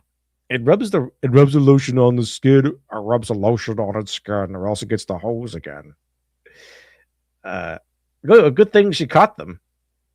Let's see. Is this Snape? I like how Snape just abuses students. I think he does that in the book too. He says no chill for students. He just smacks them. I do like he's smacking them with like he's not even looking. Like he just does this. He's just so good at this. He doesn't have to look. Like just no scope, right? It's one thing, Morgan Freeman. How come every time something convoluted needs explaining, you show up? Because every time I show up and explain something, I'm a feckle. Boom. I remember that. The milking farm. Let's see. I mean, the person has to read the milking farm. Potter to Peter. What's this? Oh yeah, Harry Potter and the half black chick. I read that. What does this mirror do, Professor? It shows us nothing more or less the deepest, most desperate desire of our hearts. Is that one girl from Dark Souls? Pomni Kinger scandal. Oh my goodness. Let's see. Oh, Rook, my very Mongolian Trojan horse. I guess Mongolian aren't such crappy smelly people after all. Let's see. Let's see. There we go. What's this? Oh, Type Moon. And this is Achilles. That kind of looks like is not only this looks like Achilles, kind of looks like their version of Gilgamesh as well. Is Hector? Why does Hector look like this? It's not Hector. It's the Odysseus. We need to set out on an odyssey. Sailor, what's an odyssey? A long journey named after the only survivor. Oh, okay. Wait, what? The friendship between Odysseus and Athena was quite special. Want me to kill them?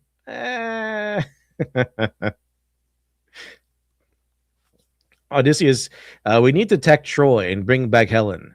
Achilles, do you have a sketch of Helen? I'm not dying for that. When anything at all happens in the Odyssey, I'm just the guy with an extreme need to go home and see my wife again. I didn't ask for this flying and magic.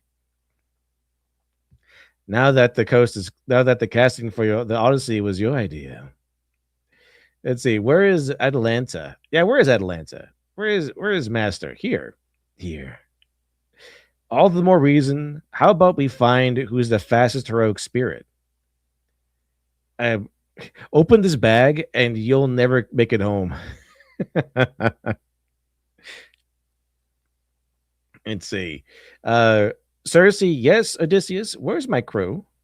Well, you see, they're right here. I don't see the issue. They're still here. Are they seeing Cersei? Yes. Let's see. Waluigi's taco stand. That's a good game. Best game, I assume. What is this? Due to the outfits available to Mario and Peach in Super Mario Odyssey, it is possible to take a glimpse of an alternate universe scenario where the roles would be swapped by contrasting Mario's king outfit with Peach's work overalls. Oh, look, there's Wishbone. After this episode was over, they showed how they made this, like how they shoot arrows, so that's kind of safe. It's using the wire technique. Achilles, the good Achilles. Let's see, a worker, a friend. I would trust him with my life. All I could say is I wouldn't be here without him. He was always so nice to me. He defeated me at my prime. No, do I need to say more? I mean, Chumley has like one monster, and it's a koala. I must say, I've never met the gentleman in question to my displeasure. He pays on time and I can say that much. He treats students at the dorm with the utmost respect. We are lucky to have him. Who is this? I need to cheat plus ridiculous amount of plot armor to beat him. I regret nothing. Seeing someone teaching so passionately in my school makes me happy. He's a first-rate teacher with a first-rate deck. I hate him. He's the worst kind of man, the worst. Well, I'm king of games. Even I couldn't get a PhD in dueling without a shadow of a doubt. Dr. Velen Crowler is the GOAT. Oh, yeah. Super Mario Brothers. Don't be a racist. Be like a Mario. He's Italian, a plumber, created by a Japanese people who speaks English and looks like a Mexican, jumps like a black man, and grabs coins like a Jew. Wait a minute. Z. No. Look, I covered this Jew. I think I know now. It's the Hall of Stereotypes. And see. I think it's the Hall of Stereotypes. Without me? What is this? Celtic Tiger, Kalich, and Kiltmonger. Yeah, let me see the stories of Kiltmonger. I remember this episode. It was pretty funny. They're all race swapped and gender flipped. All right, chat. Ace of Swords, Silas Archer was gifted a membership by Carney Ketchel. Thank you much, everyone. Very cool. All right, chat. We're going to close the stream for today. Thank you much, everyone joining me. Thank you much, Best Chat, for always being Best Chat. Have a wonderful rest of your day. See you again, of course, next time with Pillarman. Here we go, chat.